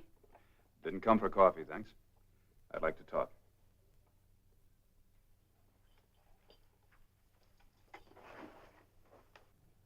It's not very much like the old buffalo hunting days, is it? Not much. You see, married life kind of settles a man. Did you come here to talk to me about married life? No. As a matter of fact, I'm in a little trouble. I hope I can help you, as you have often helped me. I think you can. How? Well, by answering some questions. Another horse was stolen last night. Right in the edge of town. I know. A roan off of George I.M.'s ranch. How do you know about it? We have ways of knowing things. There is no roan horse on this ranch. You can look around if you like. No, I've already looked. Hassan, what do you know about these wagon families living on your land? You know I don't discuss the affairs of my people. No, they're not really your people. Since you married a wife from Ohio and homesteaded this land, you haven't been riding with the wagons. I respect the customs. Well, we've got an old custom in this part of the country for horse stealing called hanging. I don't respect it. But if the rustling keeps up, I don't know what I can do about it. We did not steal that horse last night. What about the other 6 horses that disappeared lately? No. You give me your word as a friend or a gypsy? A friend. All right. But the ranchers think differently. They found this mask on the West Fork Road last night near where the horse was stolen. Gypsies don't need masks to steal horses. That proves we did not do it. It's an old trick, Marshal. Someone trying to throw suspicion on us. Suspicion in my eye. They can use this as evidence against you. Well, you'd have had a gang of visitors carrying guns and ropes if I hadn't stopped them. In a gypsy camp, every gun in every wagon is loaded. Hassan, whether you're my friend or not, you don't want to pitch battle against the ranchers. They'd kill half your people. I thank you for preventing it. Look, will you help me find out what's happening to these horses? No, I don't dare. I'll back you up. I'll make you my special deputy. Don't you understand? The law is an enemy that hounded the gypsies in every land. I cannot work with the law. It is forbidden. You mean your own people would dry gulch you? Take your choice.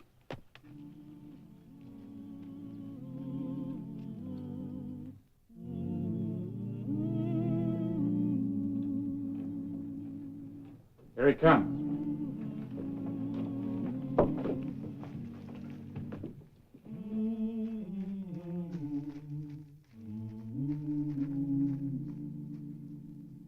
All right, Marshal, did you turn up my horse? Casson said he didn't steal any horses. We know all about you and Casson, Earp. He's an honest man. You back the gypsies and we go on losing horses. Is that it? No. But since we don't know where to go to find the rustlers, maybe we can bring the rustlers to us. Try staking out a couple of good animals. Decoys, eh? That's right. Close by town where I can keep my eye on them. Might work. Nothing else has. Mr. Irons, will you lend me a couple of your horses for the job? Why 2 and why mine? Because you raise the best stock in Kansas and because we got to stake out something the rustlers can't resist stealing.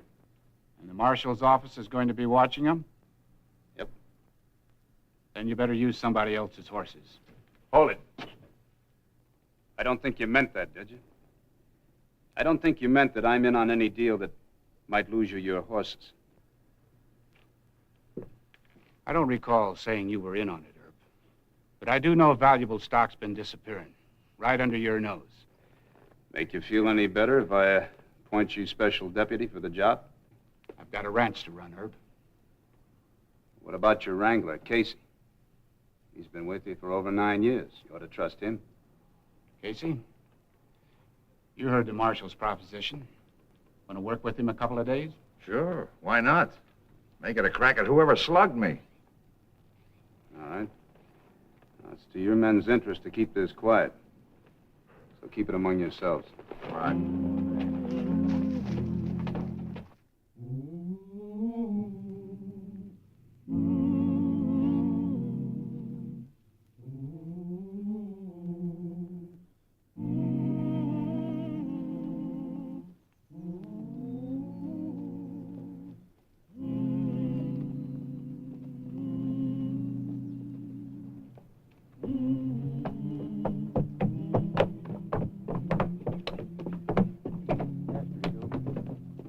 Casey. See anything on the road in? Yeah, jackrabbits. Yeah, nothing moving around here. That's where he was, Wyatt. Hiding under that bridge. The man in the mask that slugged me. I've been staked out here since about dark, waiting for him. They're playing this one close to the vest. Casey, you go turn your horses loose in that field over there. Yeah, I know. Irons told me. Anything to eat? Nope. Well, I'll bring you some dinner. Yeah. Go ahead. Go ahead. Thank you.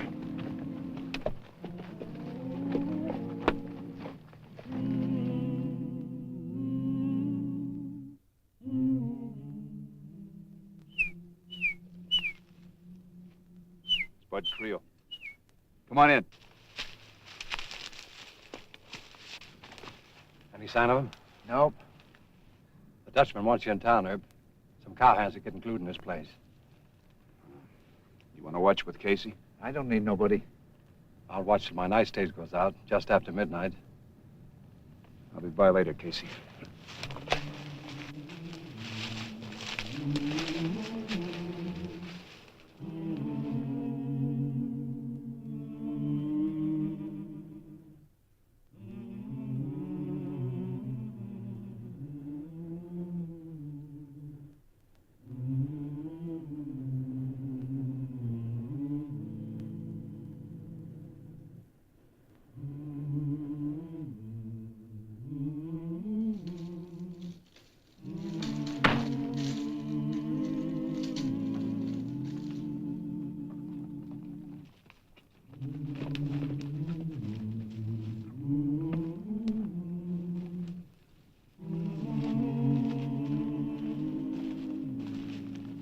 Casey.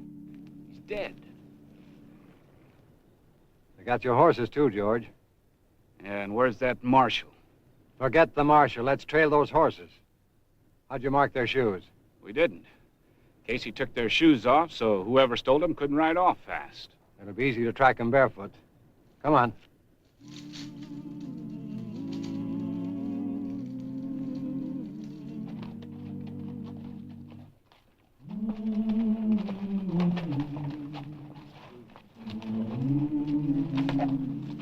Look at those tracks.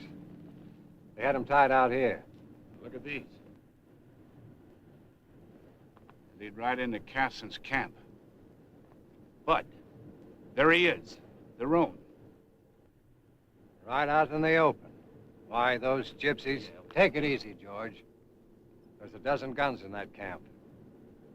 Hadn't we better go back to town and raise some riders? You can do anything you like, but that's my roan horse. Him and me go back to town together. Get out of here.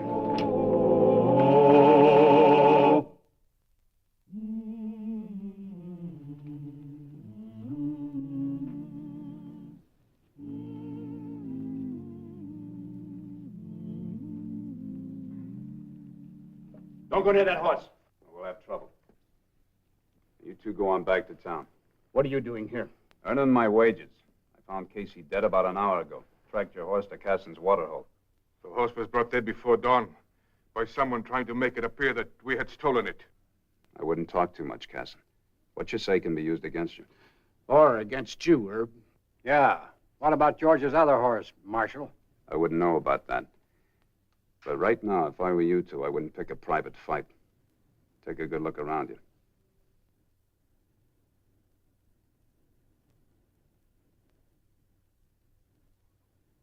Do they think they can take my horse? Hold it! They think Casson's being framed by the law. Casson, tell your people that I'm not going to frame you, that I'm your friend. And tell them if they gun us, half of Wichita will be out here on a run. Or shoot them like sheep. Burn their wagons. Shut up, Creel. Casson, tell your people that you're going into town as my prisoner because I promised you justice. Tell them they've got to back my play. Because with that horse being found in your camp, if you don't go in town with me, I can't keep you from a lynching. Vayate con los pados. Vámonos las pistolas. Grigora!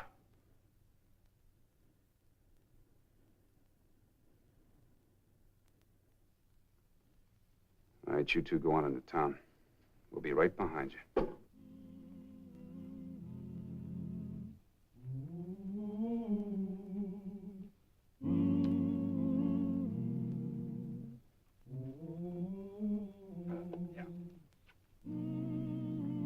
Get your things.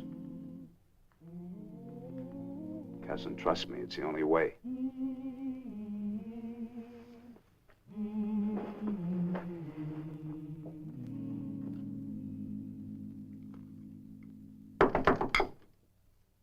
Who is it? Annie Castle. Come on. Sit down.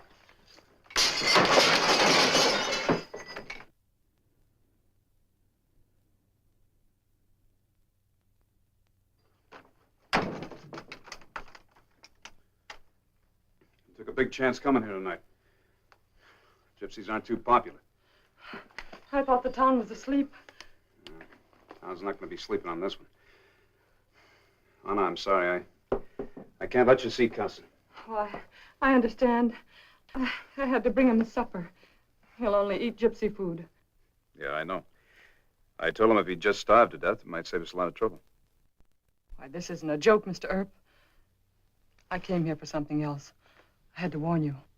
About what? Some of the ranchers are planning to break into jail and take Casson. You know that? How? I can't tell you. How can I believe you? When a gypsy woman reads the ranch-wise fortunes, she learns a lot more than she tells. You've got to stop them, Mr. Earp. On my word, the gypsies didn't steal those horses. Casson is innocent. You're his wife, you'd say that. It's true. You know he's not a horse thief. You're his friend. You can't let them hang him. Now, look, Anna, there's only one of me. There'll be 100 of those jug-crazy cowhands. If they start here, I don't know if I can stop them. The rancher's wife said it might be tonight. The necktie party? I better sleep here in the jail, then. Why, you'd give your life for him, wouldn't you, Mr. Earp? Look, Anna, if you want to save your husband, you better get your people to try and find out who stole those horses. We'll try to find out. And tell them this much for me. They're not doing the law a favor. Casson's their blood. It's him they're helping. Now, you better go on home. Take the alley. I think you'll be all right. I can't go with you. Thank you, Mr. Earp. Good night, Anna.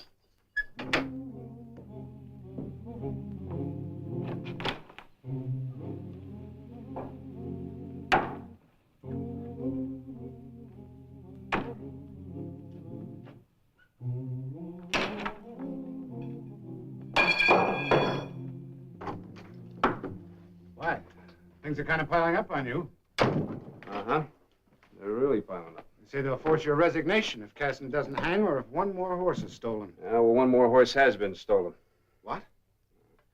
Roan belonging to George Irons, the evidence against Casson. But that horse was in your custody, locked in your stable.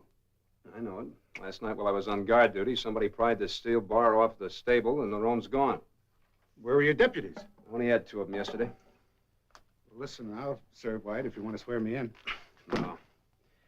1 gun more or less would make any difference if they come for Casson tonight. You think they'll try? Yeah. First, they'll be here sometime this afternoon asking for my resignation. Not being able to stop somebody from stealing a horse that was placed in my custody, and I can't say I blame them. Well, I can. All they know is that they were brought up believing that the only way to stop horse stealing was to hang some man.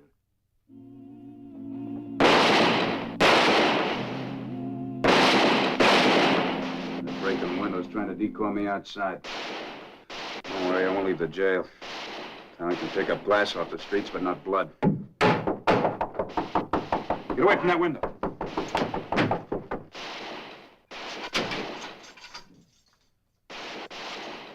Open up! Who's there? It's me, Murdoch.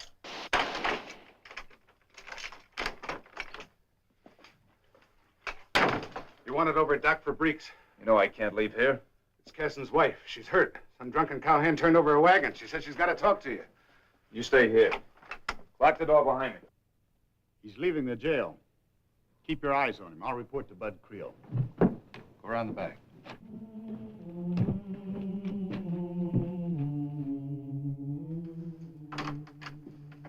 Your men are getting liquored up all over town. We can't hold them much longer, Earp or no Earp. Bud, Earp just left the jail. Which way's he heading? Well, I don't know, but they're watching him on every corner.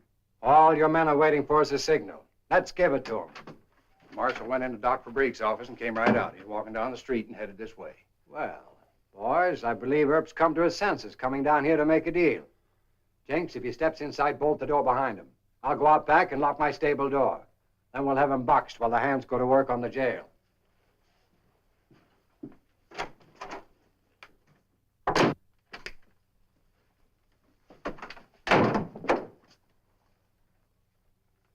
Welcome committee, huh? Every man that lost a horse. Well, that's good. Except Bud Creel, where's he? Just back in the stable. He'll be right in. Maybe I better talk to him there. Alone. I'd stay out of it if I were you.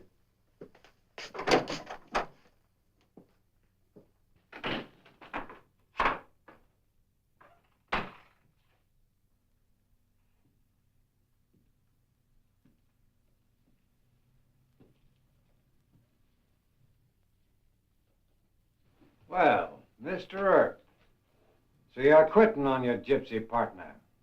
No, not just yet. What'd you come down here for? Resign or make a deal? I came down here to get George Iron's horse. You mean the one someone stole right out of your own stable last night? You stole that horse, Mr. Creel. Me? That's right, you. Only you hadn't had time to run him out of town yet. He's accusing me of rustling those horses. That's right. You hid him out here in this stable until your night stage left. Then your drivers ran him south. That's how all your stock has been disappearing, gentlemen. Right down the open trail on Mr. Creel's stage run. At night and under harness, where nobody'd ever think to look for a stolen horse. You've got no proof of that, Earp. I guess you'll be surprised to know I got it from the gypsies. From the gypsies? That's right. Last night, they spotted your 2 stolen horses at Creel's first relay station south. I just got the word. And you take the word of a lying gypsy? That's no proof. Proof's right under our nose. Only we couldn't see it.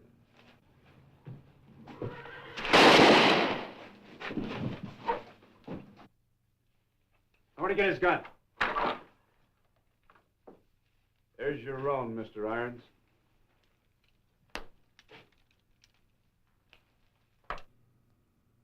He killed Casey, then he sent those 2 horses of yours out of town, pulling the night stage. Then he planted the roan horse at the gypsy camp where we found it. His game was going so good, he got a little greedy last night. He had to steal it back from me. And he was holding it in this blind stall for his late stage run tonight. That's right. Figured tonight'd be an easy one, with the whole town busy hanging a gypsy. So you men give me a hand, we'll take him over to Doc Fabrique's. And the jail, Mr. Creel. Get in there. What's happened? Got a more important customer. Got to turn you out. You are not quitting on me, are you, Marshal? What about that mob outside? Anna cleared your cousin. She's waiting inside. Go on, get in there. Yeah. What about that mob outside, Herb? They're liquored up and they're carrying a rope. You ought to know. You gave it to them. Yeah, listen. They're sure hankering for a horse thief. You're not going to let him come in and get me, are you, Herb? No. That'd still be murder, Mr. Creel. What are you going to do? Guess I'll just have... Nothing on him to identify him. All his horse must be out there. Go check the saddlebags, will you? All right. You got one shot in the small of the back from the rear, one shot through the wishbone from the front.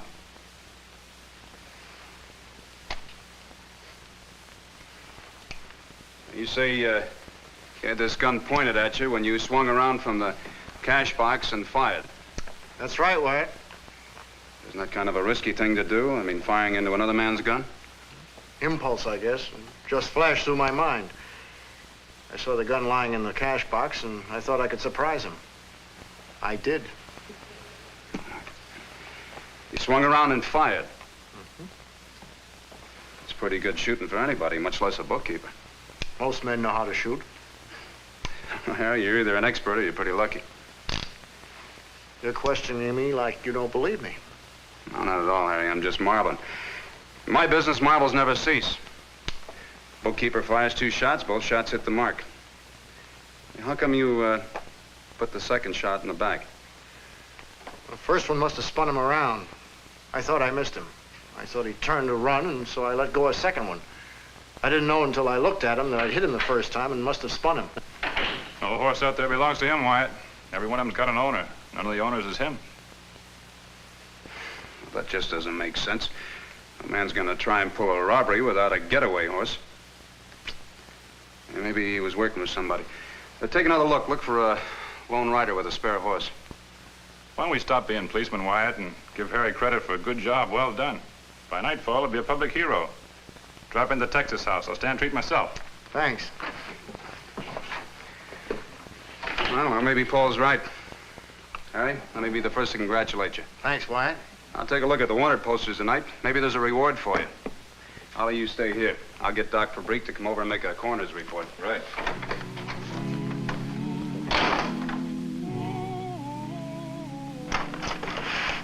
Wyatt, I located the horse. Uh-huh. Black's Corral. I wasn't even thinking of asking Black, just telling him about the robbery. It's when I told him what the dead man looked like. You identify him? This time I'm ahead of you. Dead man's name was Luke Miller. Horse's brand was Double B. That's a Texas outfit camped in the creek. You know, doesn't seem much like a robber, does he? If you're mixed up now, take a look at this. This'll really confuse you.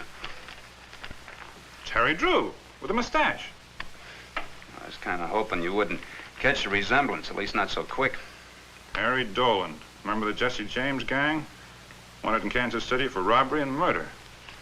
You suspected him? No. I was looking for the dead man. Instead, I find the hero who shot him. I'll look through this old file once in a month of Sundays. Why'd I have to be such a bird dog this one time? Yeah, know how you feel. Seems like such a likable fella. Nice, hard-working, likable fella. Well, it's more than that. Ollie was talking to Harry while Doc was making out his coroner's report, and he told Ollie that his wife's coming in on tomorrow morning stage. Ooh, rough. Tell you what, Wyatt, I'll toss you for who has to pick him up. I can wait. Right now, I want to get a wire off to Kansas City. Get some more information on Harry. I'll take a ride out to the creek first thing in the morning. Have a talk with the dead man's outfit. By the time I get back, we ought to have some word from Kansas City police. I hope you have a quiet night. I hope so. Wyatt.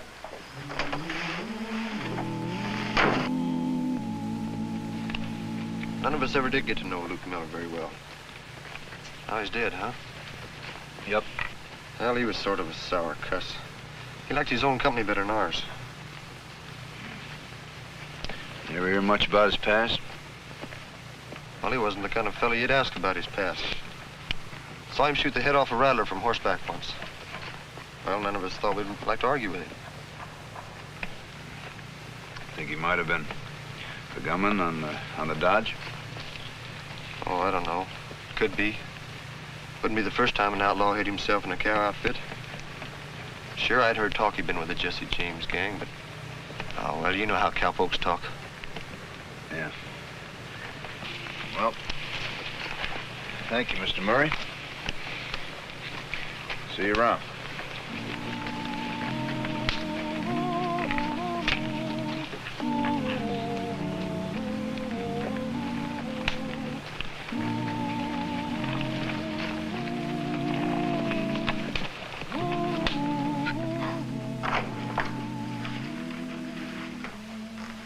Anything new? Yeah. Your answer came from Kansas City. Huh? They want him. Oh, by the way, the westbound stage come through yet? No, it's running late. You pick up anything at the cow camp? Oh, just westback talk. It's a funny thing, though. The idea's got around the outfit that the dead man... Luke Miller? Yeah, used to ride with the Jesse James gang. Him, too? That sure is funny. What do you make of it? I don't intend to make anything of it. Kansas City's got the first call on Harry. As far as we're concerned here, he's a paid-up hero. Look, why don't you put a couple of clean blankets in cell 2? Harry might as well be comfortable until he leaves us. Huh? All right.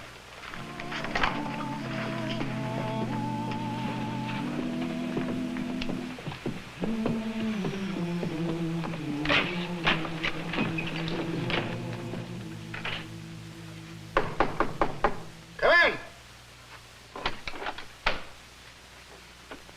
Oh, morning, Wyatt.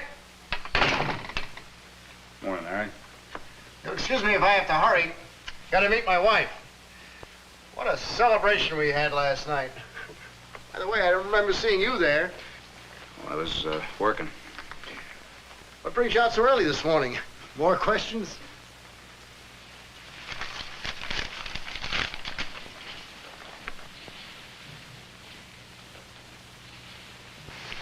Kansas City just answered my telegram. The charge is still active. Just when I send for my wife.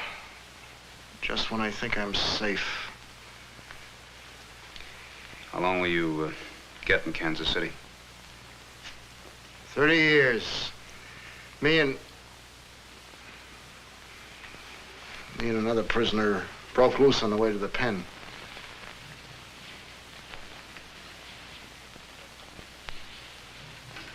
That wasn't any robbery you killed yesterday, was it? Listen, Wyatt. My wife didn't know anything bad about me until I was caught and tried. She lived on the farm next to me in Missouri when we were kids. And even after I was caught and tried, it didn't make any difference to her. She would have waited for me. 30 years. No woman's gonna wait 30 years. I had to be free. Look, Harry, it's not gonna do you any good to tell me all that. I was too young to get in the war. But I was there when Jesse and Frank James came riding home. I listened to Frank talk one night. He told about how the banks and the railroads were running it over us, and it seemed right to fight it. At the time, it seemed right. Harry, there's nothing I can do. Oh, look, Wyatt, you've known me all these months. I've been living honestly, just waiting for this chance to bring Ann out here. Put an end to all this grief and misery. Let me show... Not taking any chances, are you, Marshal? I'm sorry. Force of habit. You were gonna show me something. Forget it.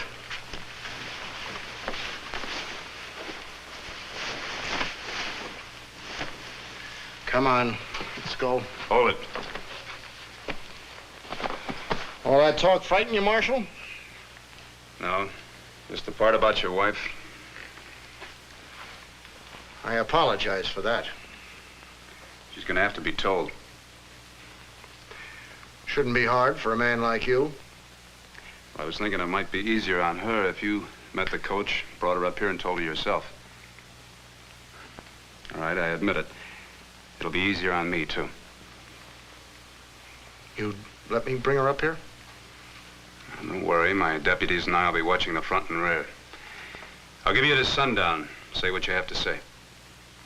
Thanks. Oh, what I wanted to show you was my bank book. Honest money, honestly saved. Yeah, I know, Harry. Come on.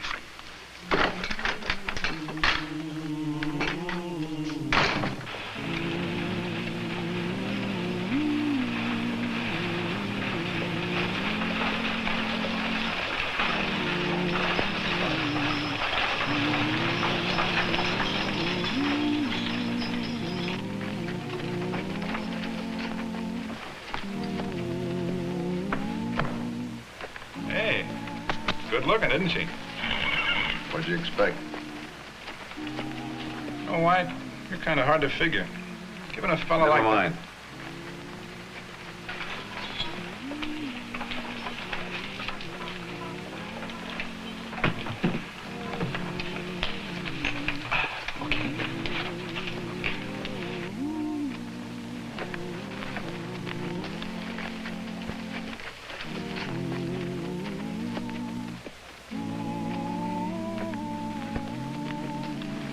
Go keep an eye on the hotel.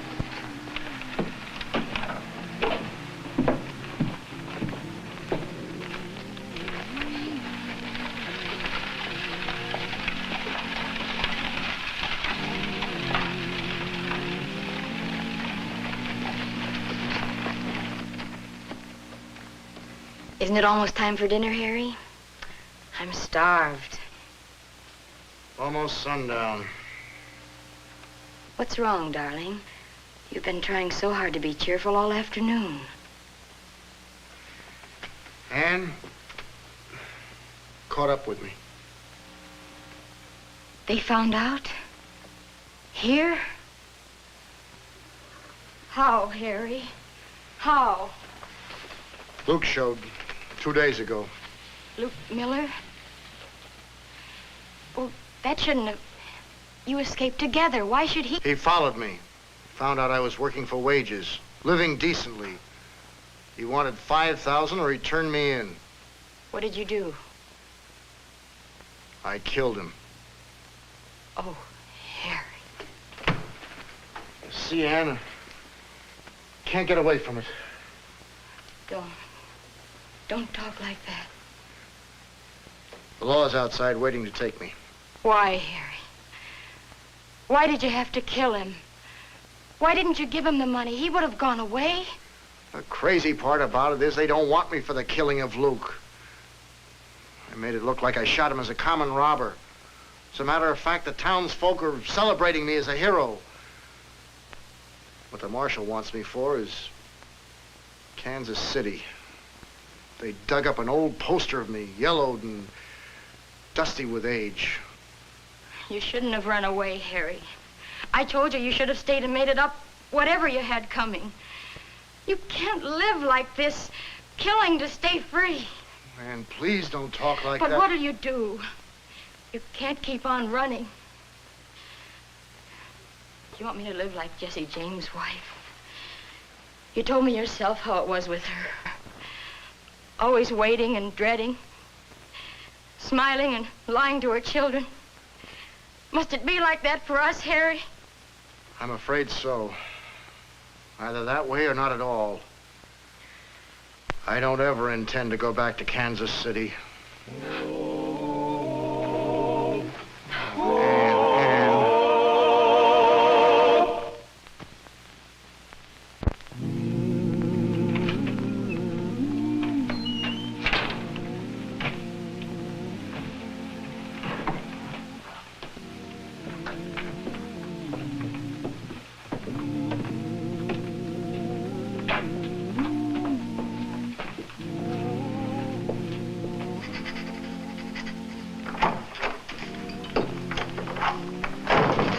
How are you, Paul?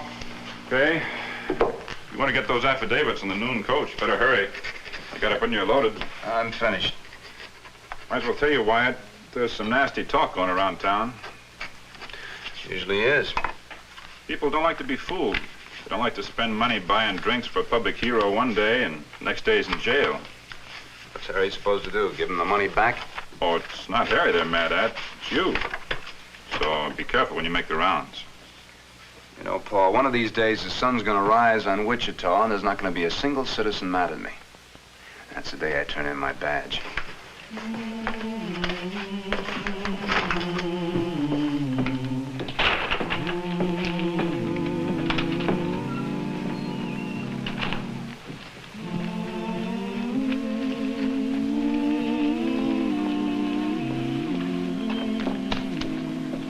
Eddie, can you get this in the mailbag for me?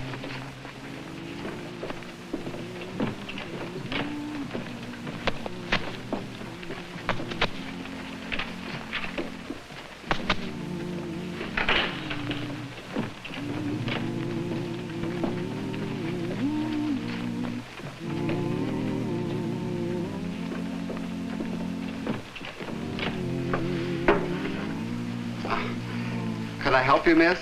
I'd like a revolver. A revolver, miss? Yes, please. Any particular make or caliber? I don't know. That one. That's a nice-looking one, isn't it? Well, I'd never thought of it as nice looking. Tell me, miss, is this a gift for a male friend or relative, perhaps? Yes. Well, it's kind of unusual.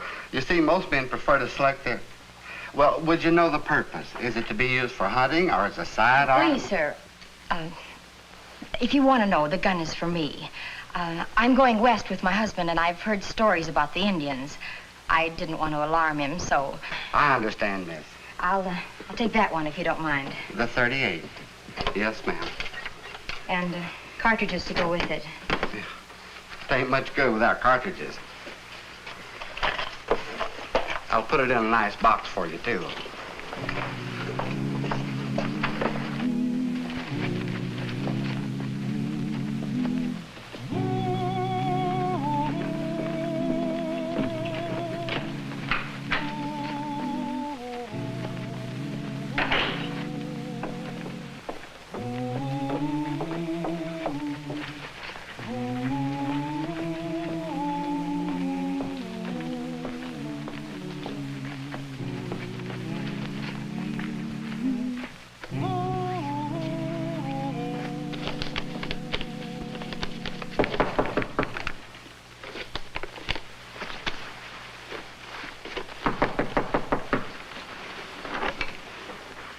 Yes, sir.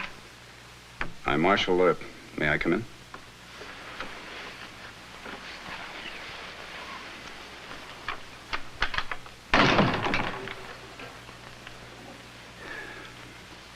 I don't often visit the wives of the men I arrest. What is it you want? You know, you don't look like the kind of a woman Who'd be married to Harry Dolan, outlaw? He's your prisoner. What difference does it make to you what I am or look like? I just don't want to see you get hurt. And I don't think Harry does either. I couldn't be any more hurt than I am already. I don't understand you. Look, why don't you just go home? It'll make it easier all around. You needn't worry, Marshal. You won't have an hysterical woman on your hands. I'll be leaving. Thank you. Good day, Mrs. Drew. May I see him this evening? Certainly. I don't know anything about these things, sir, but if I could pay you enough money, it's been done. I'm not that innocent. Harry meant to go honest, Marshal. We were going west to California. He had saved some money. Nobody would have known about him. Isn't there anything I could possibly do? What about the man your husband killed? What about Luke Miller? Oh, surely, Marshal, you can't call that a crime. Why, the whole town knows that The town only knows what it reads in the paper. But I know, and you must know, that the man your husband killed is no ordinary robber. I don't know anything about him. Well, I didn't expect you to tell me anything. You're loyal. I understand that. But this is what I mean about your being hurt. As long as Harry lives and keeps on running, he'll have nothing but trouble, Mrs. Drew. Good day, Marshal.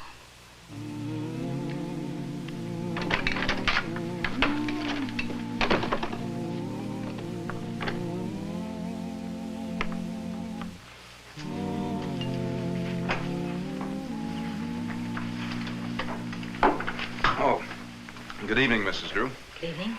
May I, please? Nothing personal intended. It's just a regulation. Thank you. Go right in. Paul, you take over. I'm gonna make my runs. All right.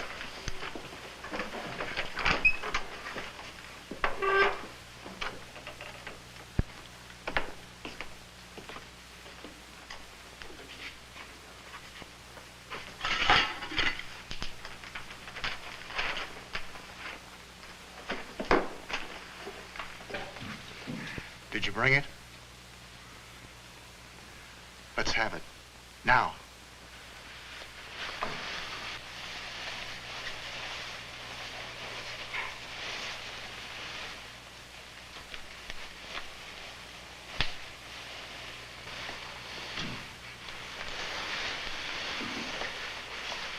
Must it be like this, Harry? Nobody's going to get hurt. I have everything figured.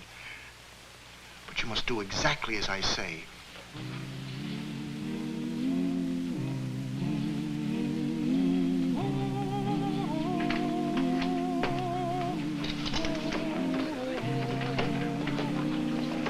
Eddie, let me see the shotgun, huh? The usual, Eddie.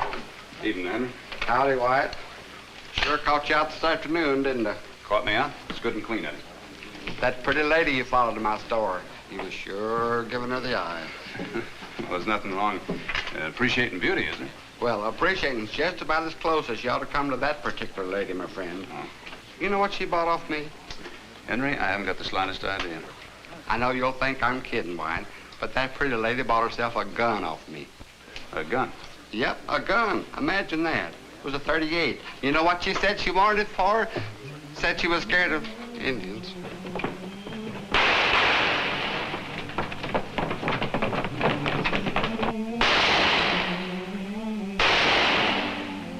What happened?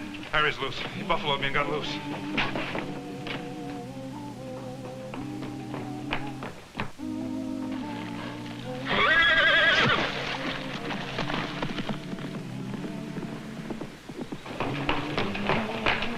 Stop it, Harry, now shoot! What is it, Wyatt? What happened? Harry's loose. He's gone to the livery stable and he's armed. I'll take the rear, you two men take the front. Get everybody off the street! Watch yourself. It's a member of the James gang.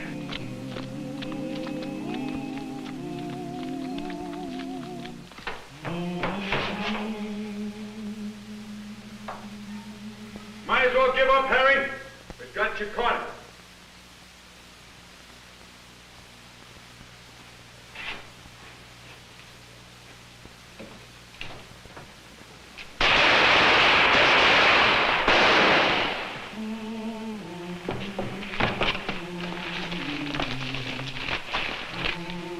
Wyatt.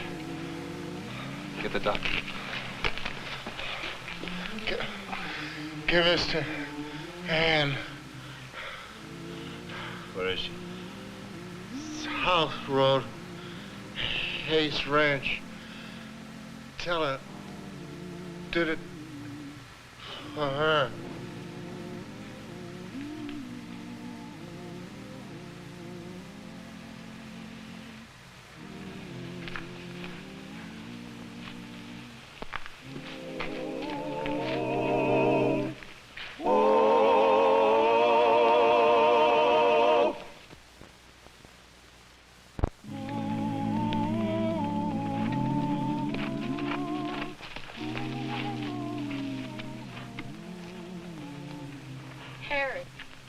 Harry.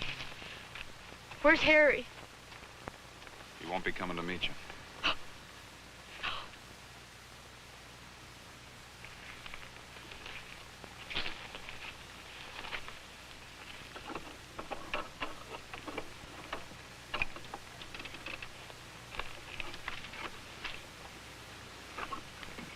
I'll drive you back to town, Mrs. Jones.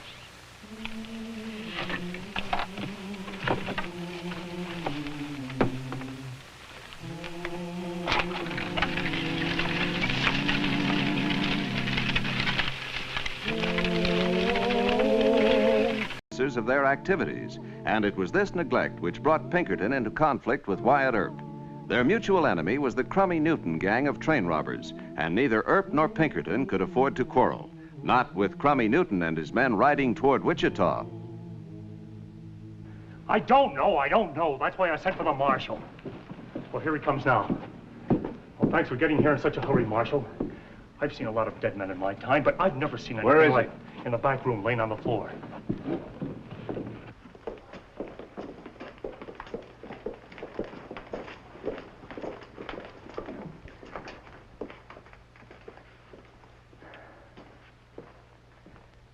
You men get out of here. Close that door behind you.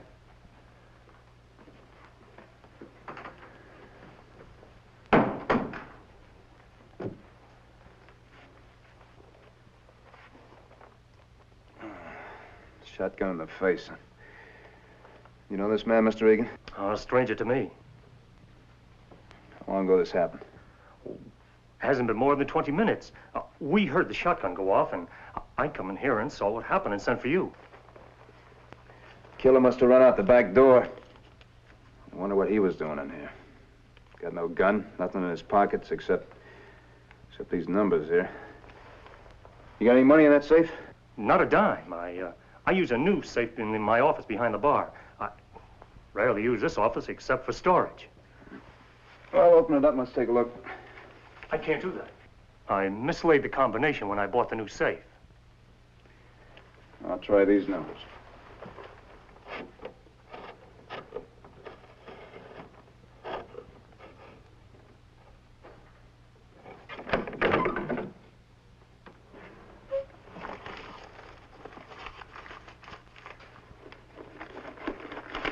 Money?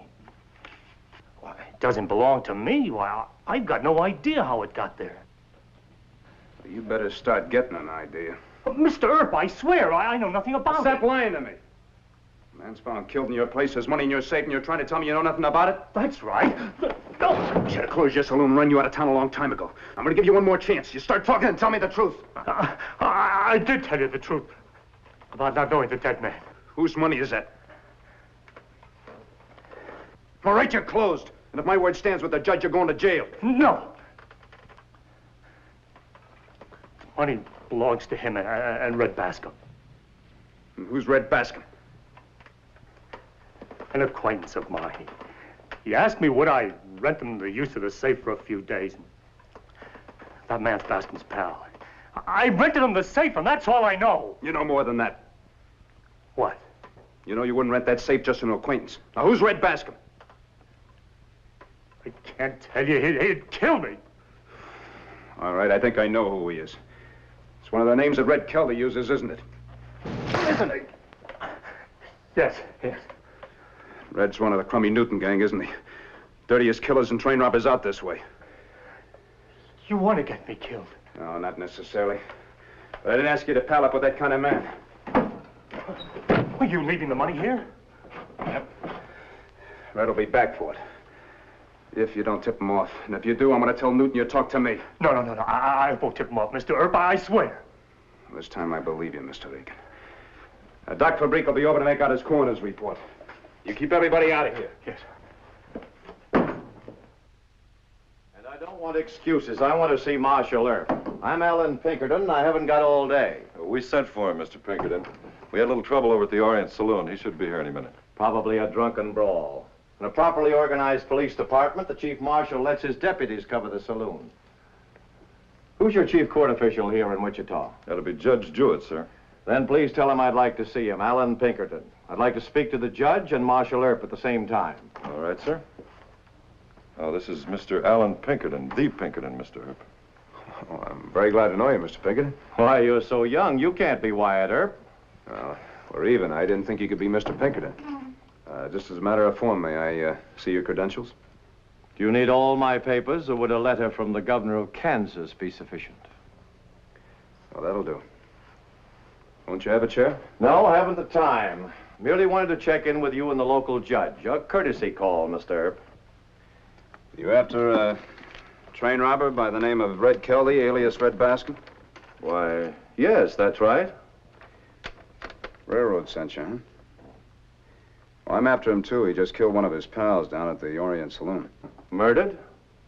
Where's the dead man? Doc Fabrique, our coroner, is taking care of the body. Did you see the body? Yeah, I was pretty badly messed up by a shotgun, but I'd say he was about 35, 6 foot tall. Brown hair, brown mustache. Poor Williams. I've been afraid of this. He was one of my men. I had him planted in the Crummy Newton gang. I'm sorry. Well, it's my fault. I didn't want him to risk it. I should have ordered him not to. Williams joined the Crummy Newton gang more than a year ago. He's been with them ever since. He was going to be our chief witness, and we rounded them up. He was with the gang in the Hannibal and St. Joe robbery last week. It's a pretty brave try he made. I aim to arrest Red Bascom or Kelly or whatever name he's using tonight if I can. No, absolutely not. My men will be here in the morning. We'll handle the case. I'm sorry, sir. What? Mr. Pinkerton, the murder was committed in Wichita, and Well, we kind of like to handle our own cases. Why, that's ridiculous. You're not a detective. You're just a cowtown marshal. You must be Judge Jewett. Yes? I'm Alan Pinkerton. Oh, how do you do, Mr. Pinkerton? Not well at all. One of my best men was killed here today. Oh, I'm sorry to hear that. Young Mr. Earp here says he's going to handle the case. Well, why not? Well, I'm just a cowtown marshal, Your Honor. Now, don't take it wrong, Earp. I merely suggested that you lack the experience. And, Judge, I must ask that you rule him out of the case. Request denied. Huh? Emphatically. Mr. Pinkerton, you have great fame as a detective, but certainly no right to come into Wichita and dismiss our marshal. Well, thank you, Your Honor. I got an idea how I can nab Red Bascom. I guess I better be working on it. Well, Mr. Pinkerton, I'm mighty glad to be able to work with you. And what if that boy makes a mess of it? Mr. Pinkerton, that boy is one of the best marshals on the western frontier. He hasn't mishandled a case yet. If he blunders on this one, I'll authorize you to take over, but not before.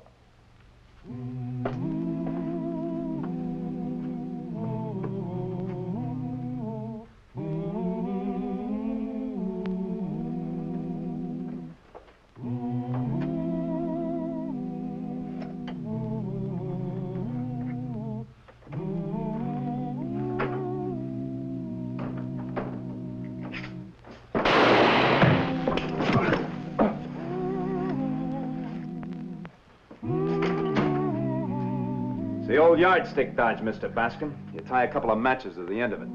Didn't your train robbing pal Newton tell you never to shoot at a match flare in a dark room? Now, come on, get up.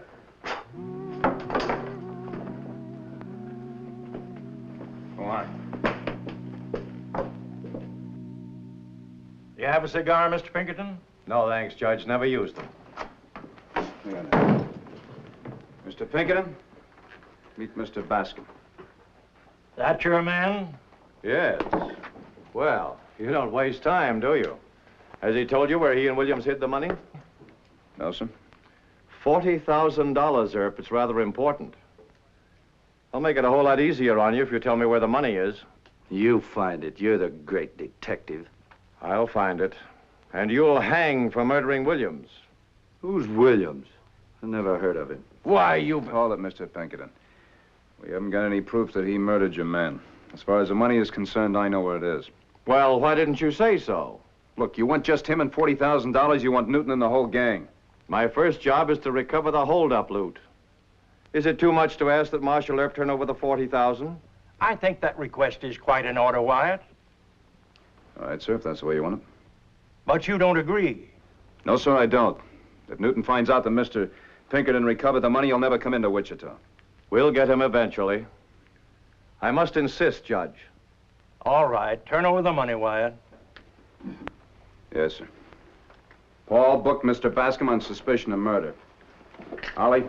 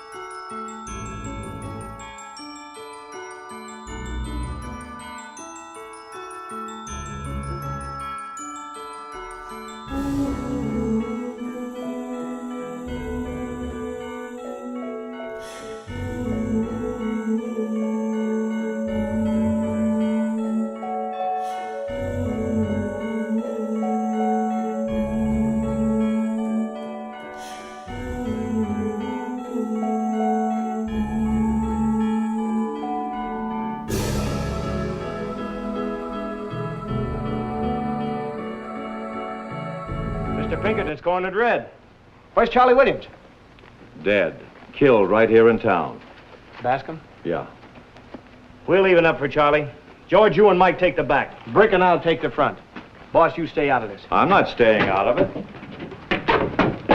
You got a warrant to search this hotel? I don't need a warrant. Well, I say you do. Earp, you're still stupid. Look, Mr. Pinkerton, will you give me a chance to work this out my own way? Now you're obstructing justice and defending a murderer and a thief.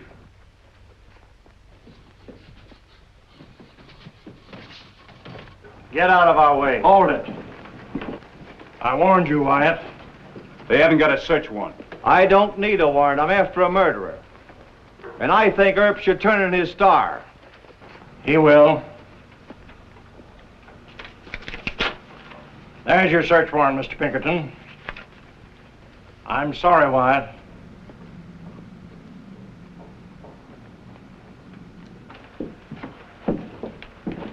Well, at last, we got rid of the local genius, Mr. Earp. Mr. Pinkerton, he got away. He rode off just as we got around his back. Which way was he headed? Straight out of town on the west road. Let's go get him, boys.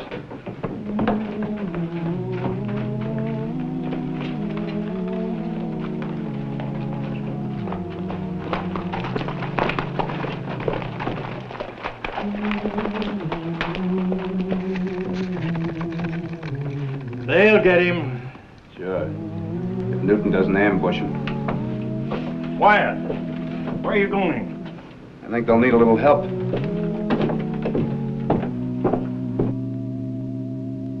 Well, he ought to be here I was pretty ready quick. to- I still think he'll be here soon. Banging around here for 3 days. Here he comes now.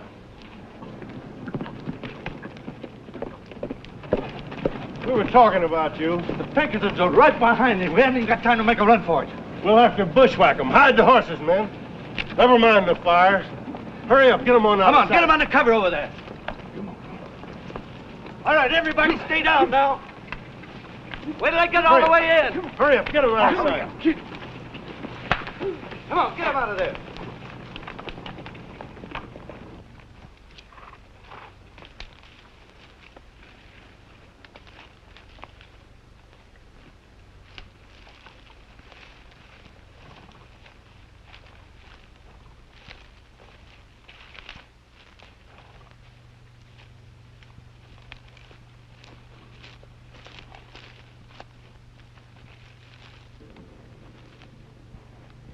It looks like a bushwhack. Shouldn't we fire a few times to warn the Pinkertons? No. I want Newton. The Pinkertons will ride right into that ambush. It's none of my business. Pinkerton made me a private citizen. Here they come.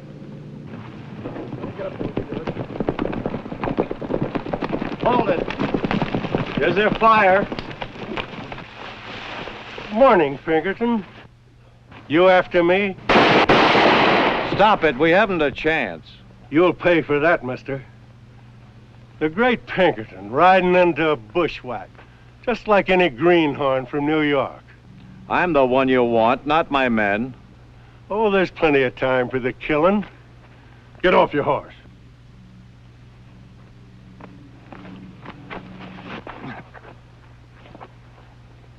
You're hoping I'll make it quick and easy, with a bullet through your head. Back away. I like the looks of you with your hands up, knowing you're gonna get a bullet in your belly. Take a shot at me, Newton.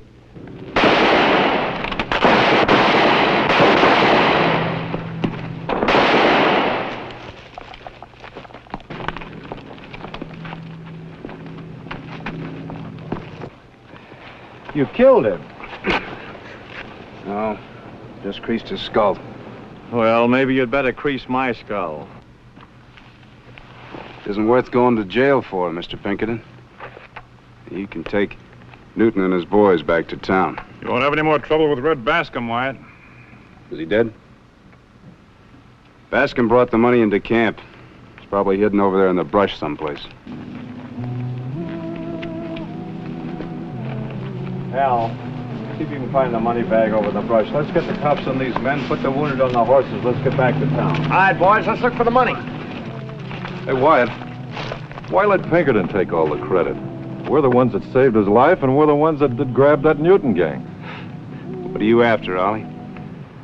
Place in history? Most of that stuff's just written from hearsay by men that are too lazy to dig up the real facts. So, Pinkerton's a big hero, and I'm a skunk. Who's going to know the difference 100 years from now?